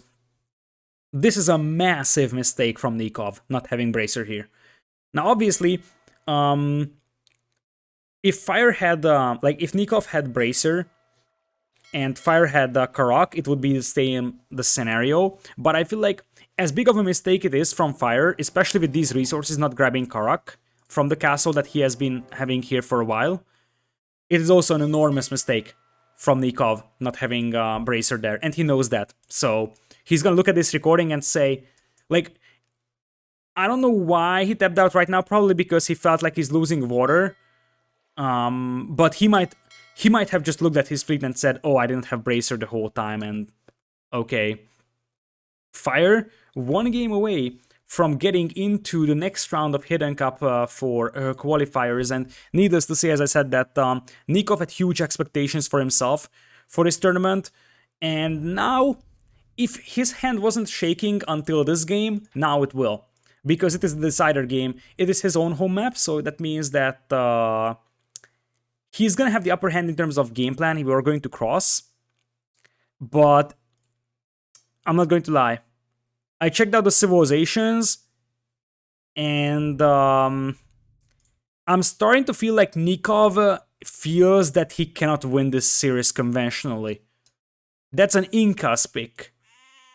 We haven't seen that a lot, and like you see Incas being picked by players that are massive underdogs compared to the opponent, and to me, it kind of feels like Nicov is disheartened a little bit, like, especially after this Islands game. I think he was hoping he's gonna win that, but Fire had a great game plan, and the thing is that I know Nikov's opinion on all-ins, like the either Castage all-ins or if it's actually an Inca Tower plus Will Rush. I'm not sure if it is. Nicov might just be playing this one standard and trying to surprise Fire with that. Fire is playing standard Japanese on the left in red, no surprise about that. So, here's the deal. Nicov might still play standard, but I know Nikov's opinion on all-ins. He said it gotta work, right? So, from my experience with Nicov, I don't think that he loves all-ins and super aggressive plays, because he, in many ways, I felt that he considers them a gamble. He didn't say this specifically, but when we were talking about such scenarios, it kind of felt like these all-ins are a bit of a too much of a gamble for him, but he's going for it. He's going for it, but I think that is actually a brutal sign. The fact that Nicov is going for a Veil Rush is something unprecedented. Well, not unprecedented, but let's be honest. Nicov, I think, also hates the Inca Veil Rush as a concept because it is just so strong. But I've never expected this series to go into a 2-1 Fire lead where Nicov is going to try a Inca Veil Rush. Now, the Japanese player here actually will try to play Men-at-Arms. The defense is nice from Fire, and I guess Nicov will try knocking down the barracks. There is going to be the tower coming in. The best way to stop an Inca Veil Rush, by the way, is to go for your own defensive tower. Nicov will have 5 fishing trips working for him on his own pond. 4 is the count for Fire. Fire will actually try to go for defensive tower, and I like the decision that he's actually going for multiple Men-at-Arms. Might even make a 5th one. And just try to make as many Men-at-Arms as you can, because Japanese Men-at-Arms eat villagers, and Nicov is just getting the blacksmith out, so right now those villagers are pretty standard. Nicov walls in the tower, something that he always emphasizes to his students when he's coaching, that you wall in that tower, but still, 5 Japanese Men-at-Arms might be able to clean this up rather easily, so I'm really unsure how this is going to unfold for Nicov. And the thing is that Nicov is not used to playing in such a way. Nicov is a standard player, he's very good when it comes to playing standard, but he's not a player that loves to Inca Veil Rush, that's the thing. So it seems like he might just bail out on this one as it is, or is he gonna continue? Now if he continues, this is gonna be a disaster, because 5 Japanese Men-at-Arms are chasing down these villagers, and the reaction from Fire has been on point. And I have to say that from what I'm experiencing over here between the two players, Fire has been playing better than Nicov right now, which is surprising I'm really unsure what is behind Nikov's sort of step back. It could be like, the thing is that it might not be Nicov setting back. It could be the same phenomenon as we are experiencing with Fire. It's not Nicov getting worse, it's the competition being stronger. Now it seems like Fire is going to bail out on actually trying to stop this one, and instead goes for defensive tower and sends the Metam's forward. Now that's actually a big gamble, especially when you lose your stone like that, because what Nikov's gonna do is try to tower your fish over here, potentially. There's a galley coming in here from Fire, but this is a good decision from Nicov. This is actually a very, very good decision. You try to tower that dock so that you cripple your the opponent's food income. I feel like Fire should have kept those Metrams back at home trying to clean this one up. The lady here... If you had a demo here right now, if you were Fire, that would be a disaster for Nicov. So this is a... Nicov is taking insane gambles here. If there was a demo here for Fire, as he's going to try and save that Voyager, which means that he will try to dock here. As we are gonna have the Eagle trying to find the docking Voyager over here. That's gonna be a Voyager picked off, ladies and gentlemen. The first Voyager casualty of the game. Man-at-Arms not finding any connections right now. Demo? Oh, that's right. Fire wants that. Fire wants that demo, and it seems like Nicov is trying to wall off this crossing so that Fire isn't able to sneak a Voyager out and get another dock up. That's the idea. You don't want Fire to get a dock up here, because if the dock is over here, the tower is going to harass the fishing ships and slowly kill them. Now, these are Japanese fishing ships, so it takes forever to kill them. Anyways, it looks like Nicov might try returning home now. He still has a good fishing eco working for him and is expanding towards the other pond. There is a pond expansion on the south as well coming from Fire. Nicov will also try to colonize that pond. And the thing is that these Metrams haven't really done much, so as I said, I feel like it would have been much, much better had these Men-at-Arms stayed back home and just tried to fight this Voyager rush, instead of actually trying to do damage on the eco of Nicov. Now, those Metrams might actually camp down the bottom of the tower, which would mean that there is no gold income for Nicov. Fire not really willing to commit to that, though, and you really gotta wonder if he's using those Man-at-Arms right, because as much as I was praising him for the good use of the Man-at-Arms, or the good reaction when he reached Feudal Age, now I'm not so sure anymore. In fact, I feel like he's massively misusing those Men-at-Arms. He's going to try and get a dock up on the opponent's pond here. Nicov has outposts, so he's going to be able to see, but I think 2 Voyagers will get a dock up before a galley would pop out, so that dock is almost guaranteed to go up. Same type of play here for Nicov, denying the gold, or denying the dock from the opponent. And really, what are those Men-at-Arms really accomplishing for Fire? He just can't find a use for them. They should have just stayed back home and, you know, kill this Voyager rush while it was a thing. I understand that these Voyagers are walled off over here, but you could have still run past here and potentially stop this tower, for example. So there could have been an option. Now, as I said, Fire can still sneak through here, and indeed he's gonna drop a dock over there. So Fire is gonna save his fishing eco. There is gonna be probably galleys here, or fire guys as well, for Fire to push this fishing eco. Nicov is gonna drop a second dock, so he's able to defend against this one. And the Men-at-Arms are still completely useless over here. Nicov killed 3 Voyagers overall. I am not sure where... I think 1 Voyager had to be here. 1 Voyager was killed over here, the 3rd one is something that we didn't catch, so I think it might have been maybe on this side or so. Fire is not making a single fire galley, at least not up until yet. 1 is queued up for 50%, and look at how useless those Man-at-Arms have become for Fire. It's just so bad that he hasn't found a good use for them. Now he's sending forward archers and he's towering Nikov's gold mine, something that Nicov might be completely unaware of, and if the Men-at-Arms were there, no, Nicov sees it. So Nicov can actually run it in and rush up a counter tower over here. Food count is actually looking better for Nicov, as the archers will try to delay or deny that tower.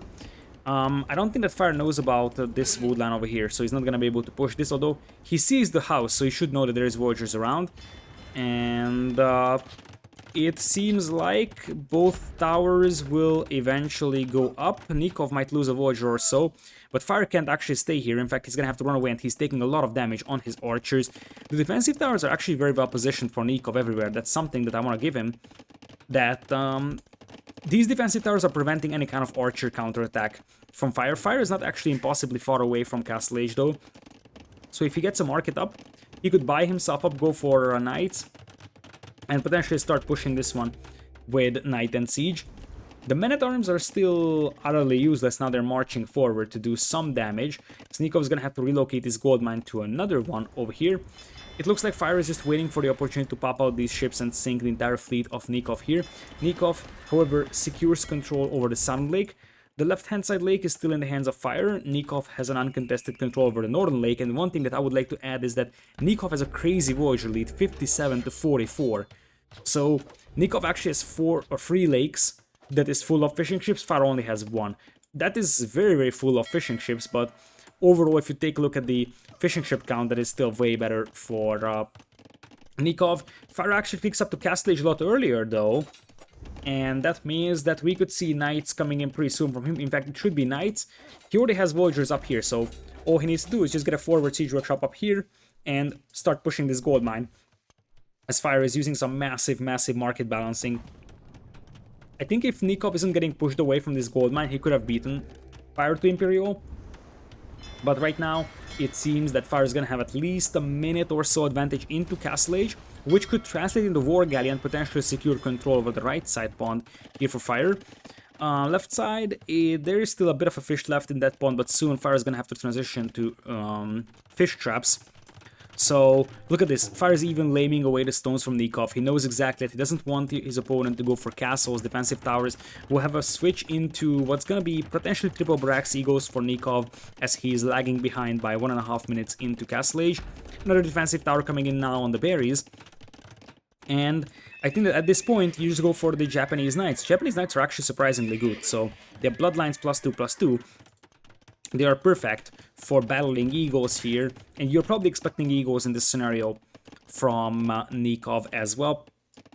Nicov has Lake North and Lake South. Right side lake seems to be in the hands of Fire, or at least that's sort of contested, but Fire also already starts sending out fishing ships to the deep fish himself. He seems like he's not actually aware of the other 2 fishing ships on this pond. He sees the 2 dogs, but he's not really fighting them right now. So, 3rd barracks coming in here as well for our Inca player, and we'll have Knights from Fire, as the upgrades are okay-ish on them. You could even make a case for a third stable, I think, although Fire's food count might be a little bit too low for that. And what you have to be careful about when you're playing Knights against Eagles is that Eagles can overrun you very easily in early Castle Age. From triple barracks, especially with Aztecs, but other Meso civs as well. The Eagles could easily overrun you if you aren't paying attention, so that should be something that Fire has to care about. There is going to be a fairly consistent production of Knights over here playing on 1 TC, and Knights seem like they're actually heading to the north. They might find a couple of Voyagers here from Nicov on the gold mine. Indeed, Fire is aware of that tower, and he is going to dive in. Nicov makes the quick walls, so no Voyagers will lose their lives in this one. Monastery on the way for Nicov to get a couple of conversions on the Knights, and oh, another disaster for Nicov. Another disaster to add up. Oh my goodness. Knights get in, and once again Nicov is forced to run for his life. Eagle Warriors are just now out, so Fire is going to see them. Those Knights do not have Bloodlines or +2 attack upgrades, so that is actually sort of an advantage for the Eagles over here. But Nicov, the only reason why he's still in this game, I believe, is because his fishing eco is still much better than his opponent's fishing eco. Also, Fire had a lot of TC idle time. In fact, what is Fire doing? 5 minutes TC idle time. It's not even about the fishing eco now for Nicov, it's about the TC idle time for Fire. 5 minutes is like 10 Voyagers deficit. That's exactly what we're seeing over here. So, if Fire didn't have that much TC idle time, then this would be a massive advantage for him. It would be even Voyagers with a better unit composition, 2 lakes for each player, and much more raiding potential, I would say, for Fire. Second TC on the way for Nicov alongside a 3rd one as well, as Fire also stops making Knights here, so I'm not exactly sure what Fire is doing. In fact, he's making men-at-arms. Now, Japanese longswords are going to be amazing against Eagles. The problem that you're actually facing there is mobility. So, really, I'm not against the longsword play here. But if you're playing full longswords, you gotta play at least double barracks and potentially stone walls on your base. Like, you can't play longswords when your base is open like this. That's 100% sure. It looks like Fire wants to sneak a dock up on this pond as well with the villager, but that's just going to come in later. Villager here will get picked off by the eagle. And here comes a big fight. There is two monks over there. Fire tries to use the tower to pick them off, but that's going to be unsuccessful. And Fire might actually lose his forward position over here. Nicov, balancing out his eco like a madman, tries to go for the +2 defense. And as I said, one of the problems that you're facing when you're up against that many eagles and you're playing knights is that the eagles can quickly overrun you, and that's exactly what we're seeing over here. Nicov has a 20 villagers lead, and if there's one thing that loses Fire the game is the TC idle time. 8 minutes TC idle time at this stage of the game. He was barely having his TCs working for him. Come on, man. That was disaster for Fire. And it's not something that just now started. It's not something that it's a result of like 2 TCs or so. It was a consistent issue for this game the entire time for Fire. And Nicov isn't doing anything amazing here. Nicov is just outbooming his opponent. That being said, if Fire didn't get outboomed this hard, Fire could be winning this game, to be honest. The only reason I think why Nicov is actually winning this is because he's got a massively better eco than his opponent is. And do you know what the archer ranges are for? They're for slingers. The unit that everybody forgets about, even myself. And that's one of the reasons why longsword switch here is completely useless from Fire, because the only mezzo civ that has an insanely fast reaction to like a longsword or pikeman switch is Incas. And Incas is a very, very good general purpose civilization because they're super versatile in their unit composition. So now what you see is that, yeah, there's going to be knights running around, but soon Nicov is going to take the initiative, especially if he has eagles with arson. He's only missing the +2 attack, but he could actually start taking this TC down potentially. And behind this one, there's already slingers coming out to deal with the longswordsmen. Eagles will not actually dive in. So that's going to stay up for now. But more and more eagles coming in, and monks, they could get a couple of conversions in. Nicov targets 4 knights, then monks do not have sanctity. 1, 2, 3... 4 conversions for Nicov. That might be a game-ending fight here. 4 conversions in that knight blob is just enormous. And now, if you take a look at the army numbers, 24 for Fire, but 8 longswords, they will get killed by the slingers. 7 knights, 3 fire ships, 2 galleys, demos won't actually change much. I mean, he's trying to sneak stuff up on his opponent, but Nicov finds it with the eagles here. Fire is not gonna be able to control more than 2 lakes here, but the idea here for Nicov is that he's gonna have the mobility advantage with the eagles, and he actually technically has the unit composition advantage as well with the eagles and the slingers.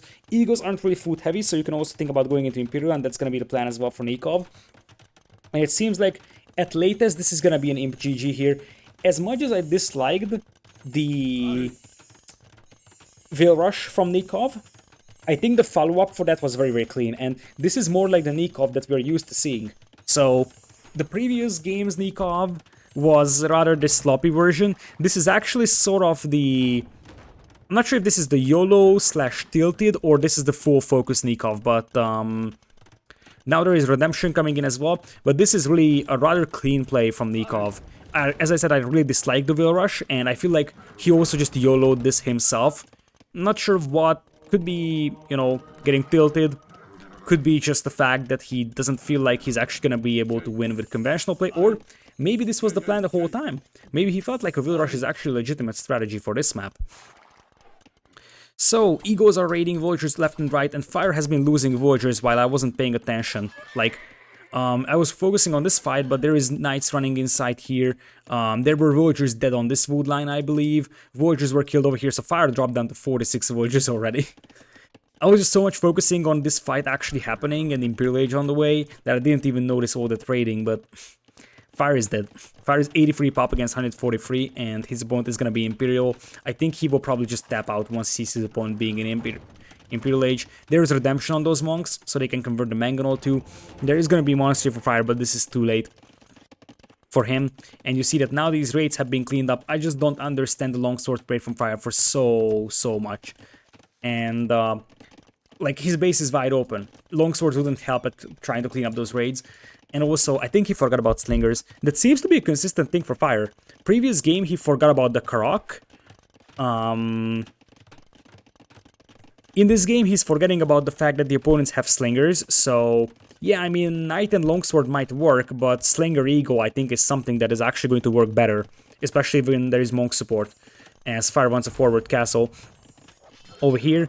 And you also have to add the fact that he hasn't had multi-queue on in the first game. So, really, Fire seems like he's playing, you know, some old school Age of Empires, but not necessarily in the positive terms, as, that's so bad for Nicov, no Sanctity for Redemption Monks. Redemption and Sanctity are upgrades that you both need, to be honest. Because if you don't have those, as Nicov just launches a counterattack with Elite Egos to completely cripple the opponent's eco, he will counter-castle this one and then fight in a trap war. That's the plan. So, Redemption and Sanctity is something that you both need, because otherwise you won't actually be able to survive a direct Mangonel shot, and your monks will just get killed by the Mangonel before you can convert it. But this doesn't change the fact that mobility. This map is a mobility-based map. One of the reasons why we're seeing Huns played so many times here, and one of the reasons why I love Huns over Japanese is mobility on this one. This map is big enough and raidable enough that you need a fast-moving civilization, and you see that by the time the Longswords got in here, the TC went down, Voyagers dead everywhere. That's not the fight that actually decided the game. I feel like the game was decided upon the fact that Nicov had a massively superior eco to his opponent throughout this entire game, basically. With that, we will go to a decider game. So, Nicov looked much more precise in this game than he was in the previous ones. So, his best form might have just arrived at the appropriate time. We don't know that. But what we know for sure is that the final home map is going to be Bay, which is a Fire's home map. So, we will jump into the final game over here. Remaining civilizations are Koreans, Byzantines versus Huns, Mongols. Interesting that we haven't seen Huns on this map from Fire, and then maybe Japanese on Bay. I think it has to be Mongols then. And if it is Mongols, you could make a case for Koreans maybe over here. Or potentially Byzantines could be something as well. Maybe Nicov has a Byzantine aggressive strategy. For him, it's going to be Byzantines. So we'll be jumping into game number 5.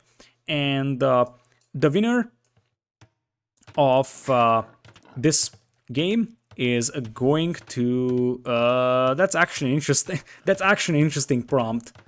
I am fairly certain that's wrong. The GGs are from the previous game. You see the 0-0 timer. That's from the previous game. Sometimes previous game and lobby appears in Capture Age. We don't know why, but I guess the Capture Age guys will fix that over time. This is definitely a bug.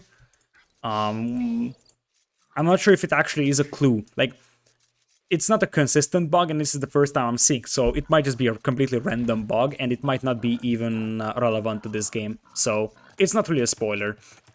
So, Bay, we're gonna have Mongols for Fire over here, and right side is going to be Nicov playing as Byzantines. This is a tricky civ matchup, and I would say that in the long run, I massively prefer Mongols. So... Nicov has had the Byzantines for this map though, so I guess he has a game plan for this. His tournament life is on the line, and needless to say that after losing early in Red Bull F1re and sort of having disappointed with his own performance, it would be a disaster for him not being able to qualify for the main event of Hidden Cup. I think he played in Hidden Cup 3, I believe, but I'm not 100% sure. I'll have to check it out, but I think he did.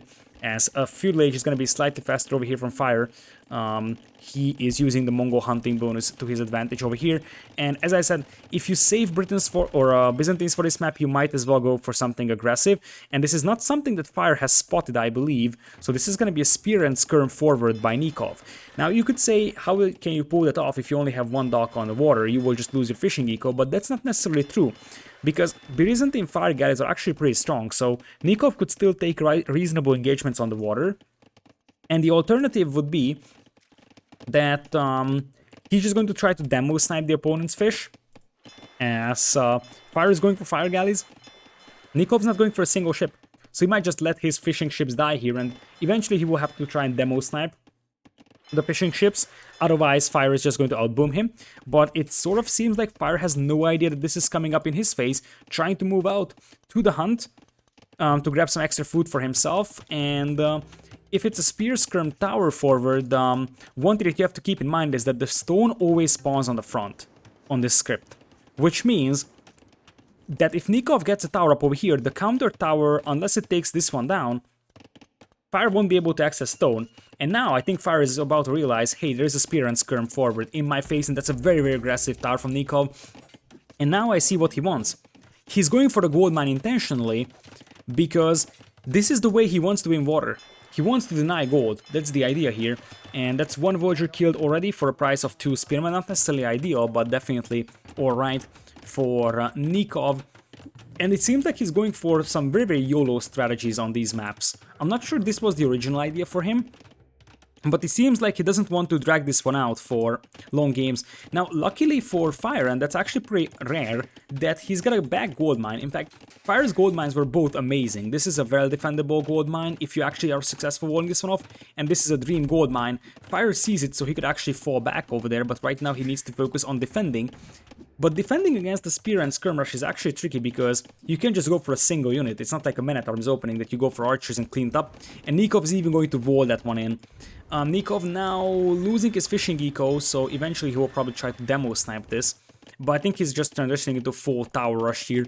Really, this is the angry Nicov that you're seeing over here. He's going for the full towers play. Not something that you often see from him. He's more of the conventional player, as I said.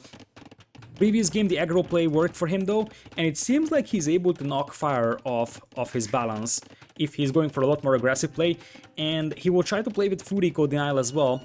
I guess eventually the idea is that he will have a demo snipe. I'm not sure if he can afford a demo right now. I always forget the price of a demo. He might not be able to. That's actually a nice find from Nicov as well. Picks off Virgin. Fire already has 1 minute of TC idle time. So if you take a look at this one, Nicov is 3 villagers ahead compared to his opponent. And he's laming the berries. The idea here is that if you're actually able to kill the fishing eco and the opponent doesn't have the berries, then at the end of the day, you are gonna have like no food available for Fire. I think this is a full food denial, and what Nicov wants to play for is that, okay, you can have water, I will try to keep you out of it, but fishing alone isn't really a super consistent food income, especially once the fishing ships have to venture further away. So the fact is, that's a nice move over there from Fire, drags the spearmen onto the water to kill them, although spearmen could actually try poking down the fire galleys if they wanted to. They have bonus damage against them.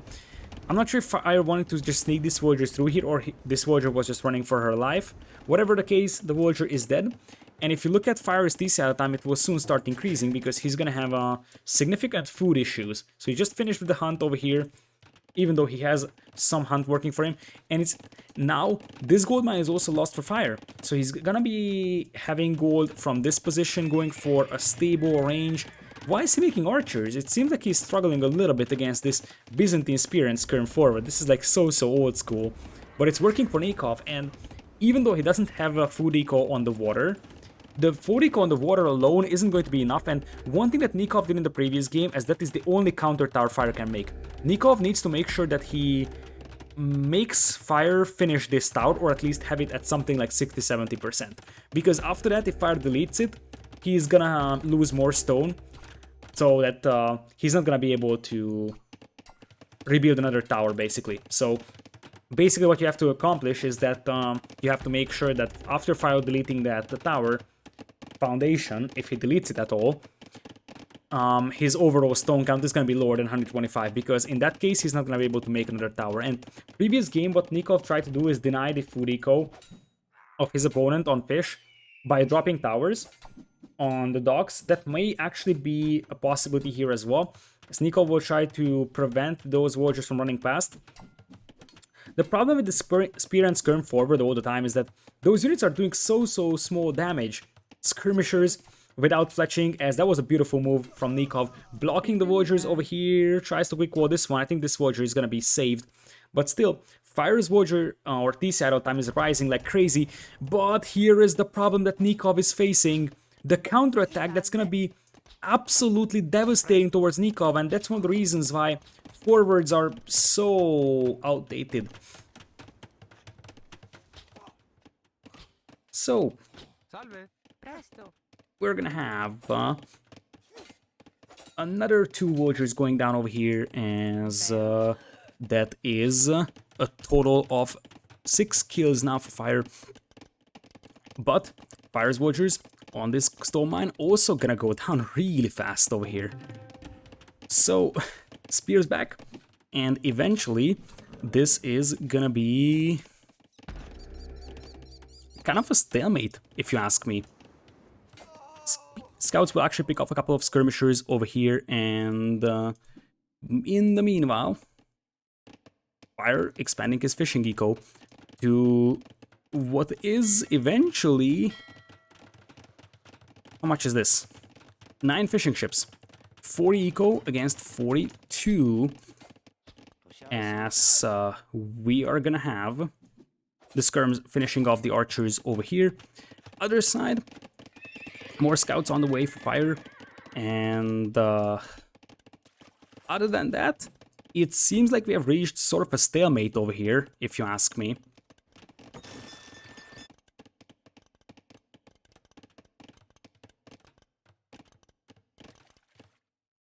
Scouts running around over here for Fire, as he is looking to kill another couple of villagers.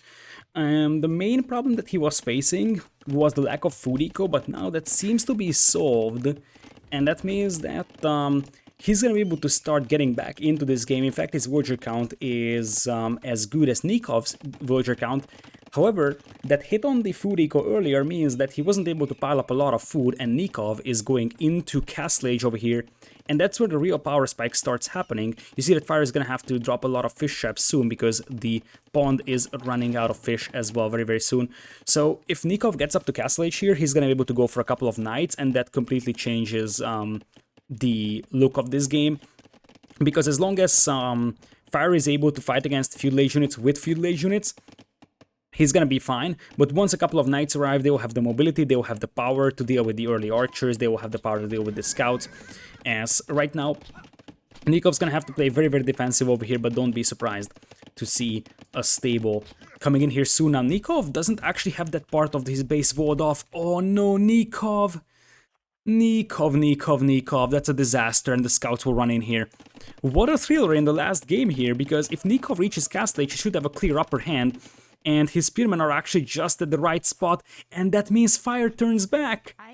That might have been extremely lucky for Nicov. I'm not sure if he was expecting the scouts to be there, but he's gonna be extremely lucky that his spears were there. If those spears weren't there, Fire commits and probably kills 3-4 villagers from him. Counterattack coming in here, tries to pick off a villager, but that's gonna be unsuccessful. And in the meanwhile, Fire also idling his DCs to go up once again awful lot of TC idle time, and that's something that I've only seen for the last 2 games here for Fire. And I could simply say that that much TC idle time can soon backfire. Nicov indeed going for a double stable knight switch, and there is going to be about a 2.5 minutes advantage for him to get those units out there. And I think if Nicov is playing this one smart, he could think about just getting knights and potentially sending a couple of villagers to stone for a forward castle. If he wants to finish this game right here, right now, then he could think about that, although it takes quite a lot of time to get that stone count, but he might just go for a Castle Age all in here with that. So say he sends, I don't know, 8-9 villagers to stone more, so that he's gonna be able to drop that castle as fast as possible. He's sending more, so he wants a castle pretty soon, as he actually has very, very good vision over his opponent, and oftentimes we have seen on this map that the players that are defending on land for long just get trapped within their own base. And that's exactly what we are, I think, about to see here, especially if Nicov is able to land the forward castle, and he might not be impossibly far away from that. The thing is that these towers, the military advantage of the opponent is just cornering Fire in here so much, and obviously Fire is gonna have to expand because he's running out of wood, he's running out of gold, he's running out of space for his farming eco, so to say, and eventually there will be a couple more knights and camels on the way. Skirmishers getting cleaned up on the water as scouts will counterattack, and Nicov could lose a couple of villagers. Quick walls coming in here nicely, and they will stay up. And a camel is now out, so that should be a cleanup. It looks like Fire is stacking into crossbowman, but he's got... What? Oh, he's got 5 archers. Okay, that's fine. He's got 5 archers. I was scared for a moment that he doesn't have a single archer and he's stacking into crossbow. But he's gonna be missing Botkin because he was missing fletching the whole time. I think he just forgot about that. But the nerves apparently showing for both players over here. This is definitely anyone's game right now. Oh, transport. A transport from Fire for some sneaky Voyagers over here. That is definitely not something that we have seen so frequently. But something that could really catch Nicov off guard over here. If he gets a stable in this corner and starts getting a couple of knights out, that would be a disaster for Nicov. Trying to sneak a couple of Voyagers out, because you can't sneak the Voyagers all the way through here. You see that right now Fire is walking on the shallows so that he's able to, you know, conceal his army from his opponent. But there's the siege workshop in the monastery. Nicov apparently does see that foundation. Indeed, he does see the edge of the... What? How does he see that? He's not supposed to be seeing that. He will see that eventually. So now he's supposed to be able to see that. So he's going to react immediately with the walls. Camels will be pulled back to defend. It's gonna be 3 TCs soon for Nicov. He's actually very low on stone here, so I wonder if he sold it. I wasn't paying attention to that. I wonder if he sold it or he just went for the TCs added. I think he had more stone than just the TCs he made, so I'm tempted to say he probably sold some of it. But still, at this very moment, Nikov's eco is actually pretty decent, whereas Fire's eco is still not amazing me. So he's still cornered within his own base. He will run out of gold at this pace. He doesn't have the berries. He doesn't even have farm upgrades. So, as comparison, Nicov is on 3 TCs. He does have reasonable eco upgrades for himself. And he also can expand towards additional resources, unlike his opponent. As Fire is going to start getting the Mangonel and Monk push over here now. Nicov has a monastery over here, so he might actually be going for Redemption Monks. And he also has a workshop. But this is still going to be tricky to fight against, because this push from Fire could be very devastating. And I don't see any major counterattack from Nicov. In fact, now Nikov's army is actually getting smaller and smaller compared to the opponent's army. And a combination of the Mangonels and crossbows here could soon become a very devastating sight, as it looks like the first target is going to be the market for Nicov. Obviously Britain, I'm always saying Britain against Byzantines, but no, it's actually Byzantines. Byzantine buildings have higher HP, so that helps a lot at surviving against a Mangonel push like that. And there is Redemption, indeed. That's the idea for Nicov. He just wants to hold with Redemption. Another siege workshop comes in here for him. I wonder why. He might think there is a push coming on the left side as well. Nicov going in with Redemption, but I don't see a lot of monks on the field. He's got only 1 monk somewhere. The tower is going to go down really fast. And now Fire is expanding a little bit more aggressively, as... the thing is that this tower is causing so much chaos for Fire. He needs a Mangonel to take down, or even better, a ram. He needs a ram to take this tower down because he wants to get that stone mine for himself. That stone mine being denied is huge, as Fire breaks out and actually drops a TC on that gold mine. That would be TC number 2 only for Fire. But once again, very similarly to the cross game, Nicov is quietly pulling ahead in terms of Voyager count. 82 to 61. Much better Voyager count for our Argentinian player. And remember that the Imperial Age is also cheaper for Nicov, which means that an Arbalest Witch with an early Imperial Age could also be on the horizon, and he's also mining stone. And if he's able to get a defensive castle up, I feel like this Monk and Mangonel push could stall out very easily, as now Fire dives in, snipes the Mangonel. Mangonel coming in as well for Fire, as that is going to be a Mangonel taken out by Nicov, and Nicov is taking over in this fight. Nicov is taking over. That ends up being a 1-for-1 Mangonel fight that Fire eventually wins. Lightcav is also in here, as Nicov should be able to clean this one up with his own camels, but if not, he could start losing Voyager. Spearman also joining the party over here, as Nicov is now under fire over here at his base, And as I said, I feel like if Fire had access to stone, this might have already been... that was a weird move from the Scorpion. This might have already been a forward castle, but that isn't something that we're seeing up until now. Nicov has a lot of Voyager's idle time though. Look at this. 2 hours, 21 minutes with idle time. Like, at this very moment, especially with Nicov not having gold. Nicov doesn't have gold income because he has to run away from this gold mine. Oh, holy smokes. And Fire is on the way to Imperial in a moment. Don't tell me Nicov is gonna lose with a 30 Voyagers lead. Don't tell me he's gonna lose it like that. He's under a lot of pressure. He needs a defensive castle like ASAP. If that goes up, I think he could be safe. And Fire is going for Botkin. No, no, no, no, no. That's a bad decision from him. That's a very, very bad decision. He was close to going into Imperial. He should have gone Imp. In fact, now that he has Ram here taking on towers, he should have gone Imp and then drop a castle here and start pushing with the Trebs. And especially with Mongols, you want to have Mangadai after all, right? So Nicov is going to be able to drop a defensive castle soon. The question is where exactly he's going to drop it, but I think it kind of has to be here. It's a question if it goes up or not.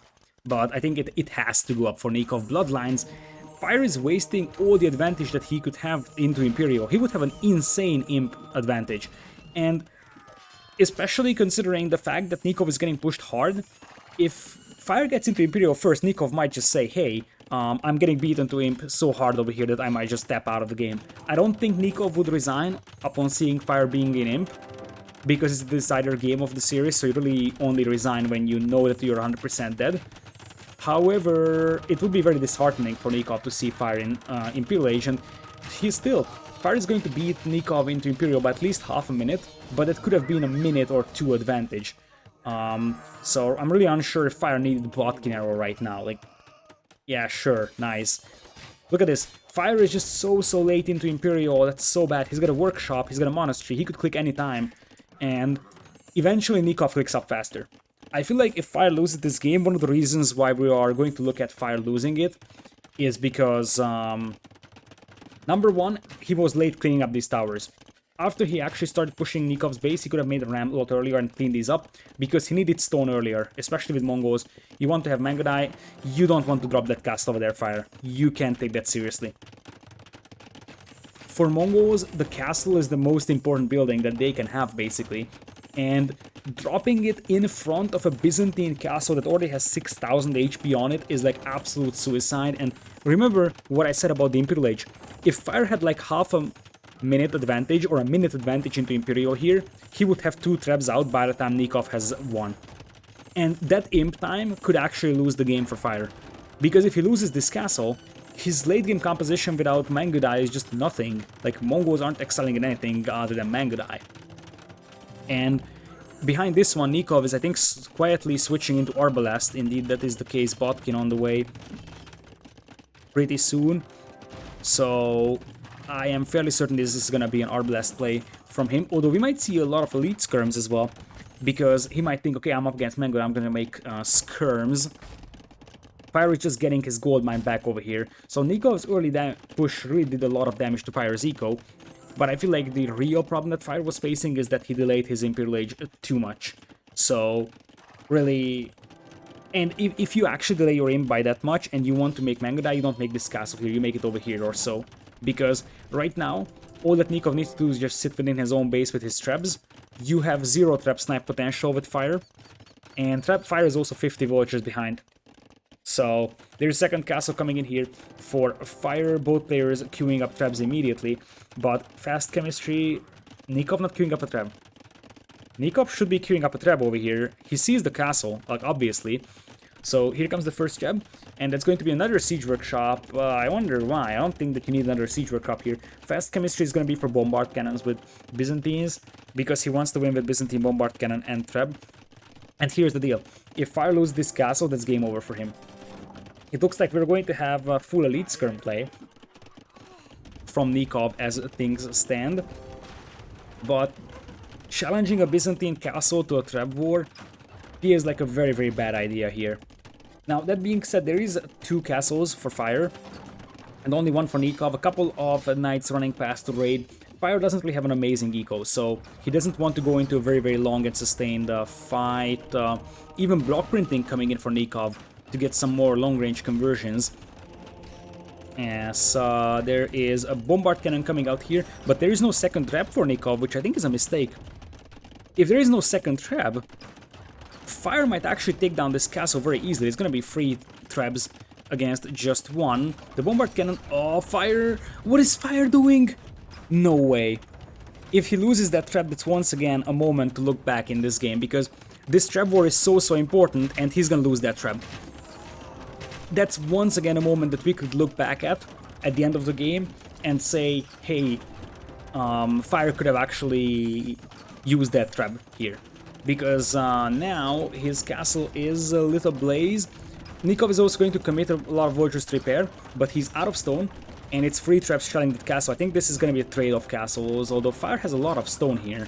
So Fire might actually save his castle, and if that happens, he can actually start making Mangadai. Now, his opponent has a lot of skirmishers, but Light Cav could be an option indeed for Fire. The only problem that Fire is facing is that he's got 25 on food, so that's definitely not Light Cav numbers over here. And it looks like the Bombard Cannon and the traps will be able to finish off the castle regardless, because Fire is focusing on the monastery, so it's going to be an even trade of castles. I think that's a win for Nicov, because it's more important to have the castles up for the Mongols player as compared to the Byzantine player. Nikov's Voyager idle time is crazy, but one thing that we have to keep an eye out indeed is the Voyager count. Just look at that, 140 against 104, 180 population against 132. The numbers are what is problematic right now for Fire. And yeah, he wants to go for Mangadai, but his opponent already has a lot of skirms and bombard cannons, heavy camel even for Nicov, which makes some sense. I mean, against potential light cavalry and even Mangadai, like, Camels will deal some bonus damage against Mangadai, so that is actually something that's completely viable over here. Nice moves from Nicov, dodging the shots over here. And if these castles go down for Fire, his game plan is gonna fall apart here. You just need to have castles with Mongols. That's basically it. Bombard cannons taking down the range, the castle's under heavy fire. It's only 2 traps, so I think this many Voyagers is going to be enough to repair this one, but the traps have to move out, take the bombard cannons down, and if the bombard cannons actually start focusing the castles, those castles will go down. Fire has to keep 15 on stone to keep these castles alive with all those repairs. He's spending a lot of stone on that, and a bit of a mistake from Nicov not actually looking for his bombard cannons to try and snap those traps or the castles with. 1 trap goes down for Nicov. Nicov can't actually make more traps, he doesn't have another castle, as we have a big...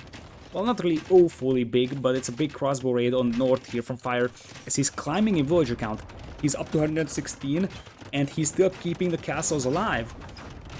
And if those castles stay alive, and now another trap goes down, Nicov could be in huge trouble. Ballistics and rams are coming in as he's tech switching into camels.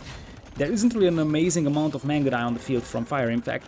These guys have no armor upgrades. I think they are missing Thumbring. Ballistics is just now coming in. Nicov will launch a counterattack, and he will probably try to just go straight into the base of the opponent.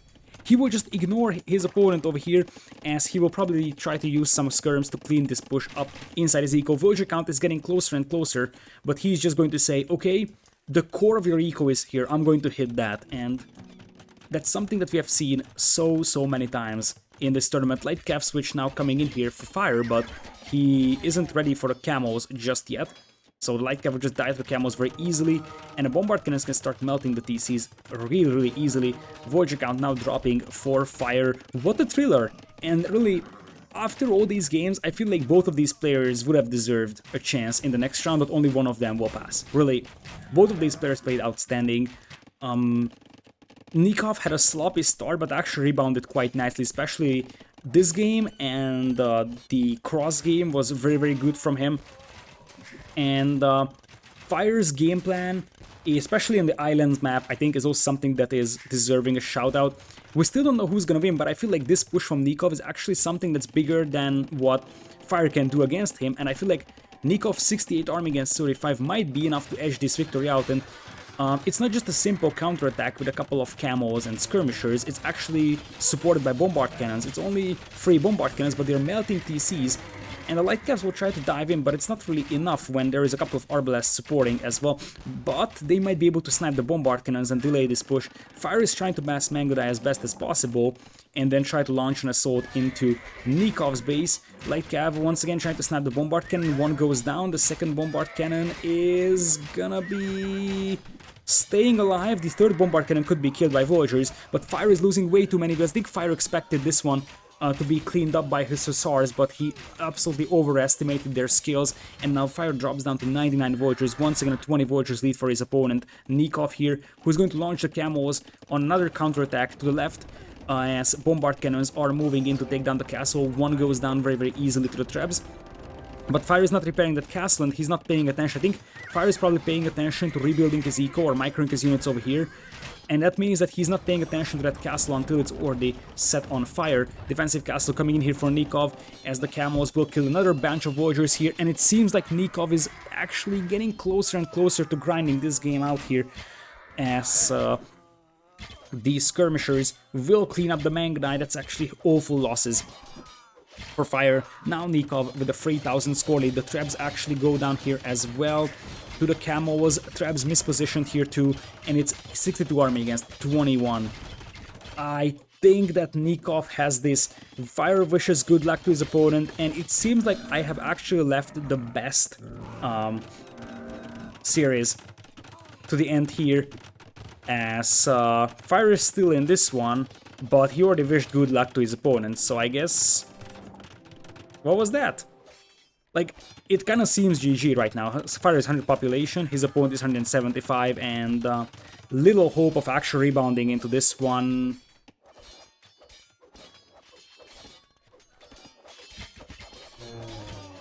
What is happening?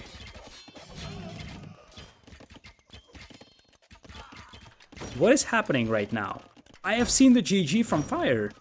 Does he keep controlling his units or what? Did he change his mind? Or what? What is he doing? What is... Like, I'm legit asking, what is he doing right now?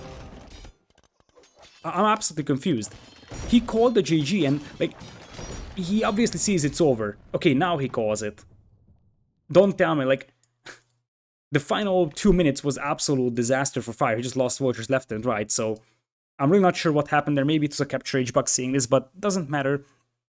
It is a 3-2 win for Nicov, but for Nicov, you could say that he narrowly escaped Fire over here, and Nicov was technically the clear favorite, or at least maybe not so super clear favorite of this series, but he was a massive favorite, I think. I will have to check out the seedings in this one, but Nicov came in as seed 8, Fire came in as seed 25, so you can say that he was actually considered the player with the advantage. There were some shaky moments for Nicov. It started out rough for him. Fire has played extremely well. I feel like the last 2 games maybe attrition came in for Fire, maybe nerves, I don't know, but really this was a series that either of these players would have deserved. For the final games, it seemed like Nicov actually managed to rebound. So after he fell behind 2-1, he played much, much better than in the first 3 games. So he managed to step his game up just when he needed it. Whereas for Fire, he's going to end the tournament in what was a spectacular performance in what is basically the best series, to be honest, in the qualifiers, or at least one of the best. Really an outstanding performance from both sides. And oftentimes, 3-2s in series like this are still like good, but this score is actually lying a little bit, because sometimes you see 3-2s being a series where one player wins one game very easily, the other one wins the next one very easily. This wasn't the case here. All of these games were very, very long, grindy, and really, for each victory, the player that actually won had to fight really, really hard. At the end of the day, Nicov edges out a victory against Fire over here, but really, I think the term that I would use here is narrowly escaping Fire, because this could have been Fire advancing to the next round as well, but Nicov keeps his dream alive and marches on to the decider set of Hidden Cup 4 qualifiers. With that, I'm going to thank you so much for watching, and this also means that I have casted every single Hidden Cup 4 qualifier game up until this date. Every single set, every single qualifier. So if you're actually seeing this, you will be able to find everything that has happened in Hidden Cup 4 so far on my YouTube in the Hidden Cup playlist. I've made one specifically for Hidden Cup 4 qualifiers. All the VODs that I've uploaded are spoiler free, so even if you watch something earlier than the other, you won't be spoiled of the results of that. And the Decider series will actually start tomorrow, the 5th of March at 10 a.m. Eastern or 15 GMT. And then we'll continue on Saturday, Sunday at 9 a.m. Eastern, which is 14 GMT. We'll have 8 best of 7 sets. I will be covering those live on Twitch, so you can find a link in the description to my channel on Twitch, and in case you want to take a look at them live. And at the end of the day, I obviously will export my Twitch casts to YouTube as well. So if you want to remain a YouTube viewer, then I appreciate that as well, of course, and you will actually receive the same content as the people on Twitch. So thank you so much for watching, and I am going to see you the next time in which you're probably going to be watching the Decider sets. So have a nice day.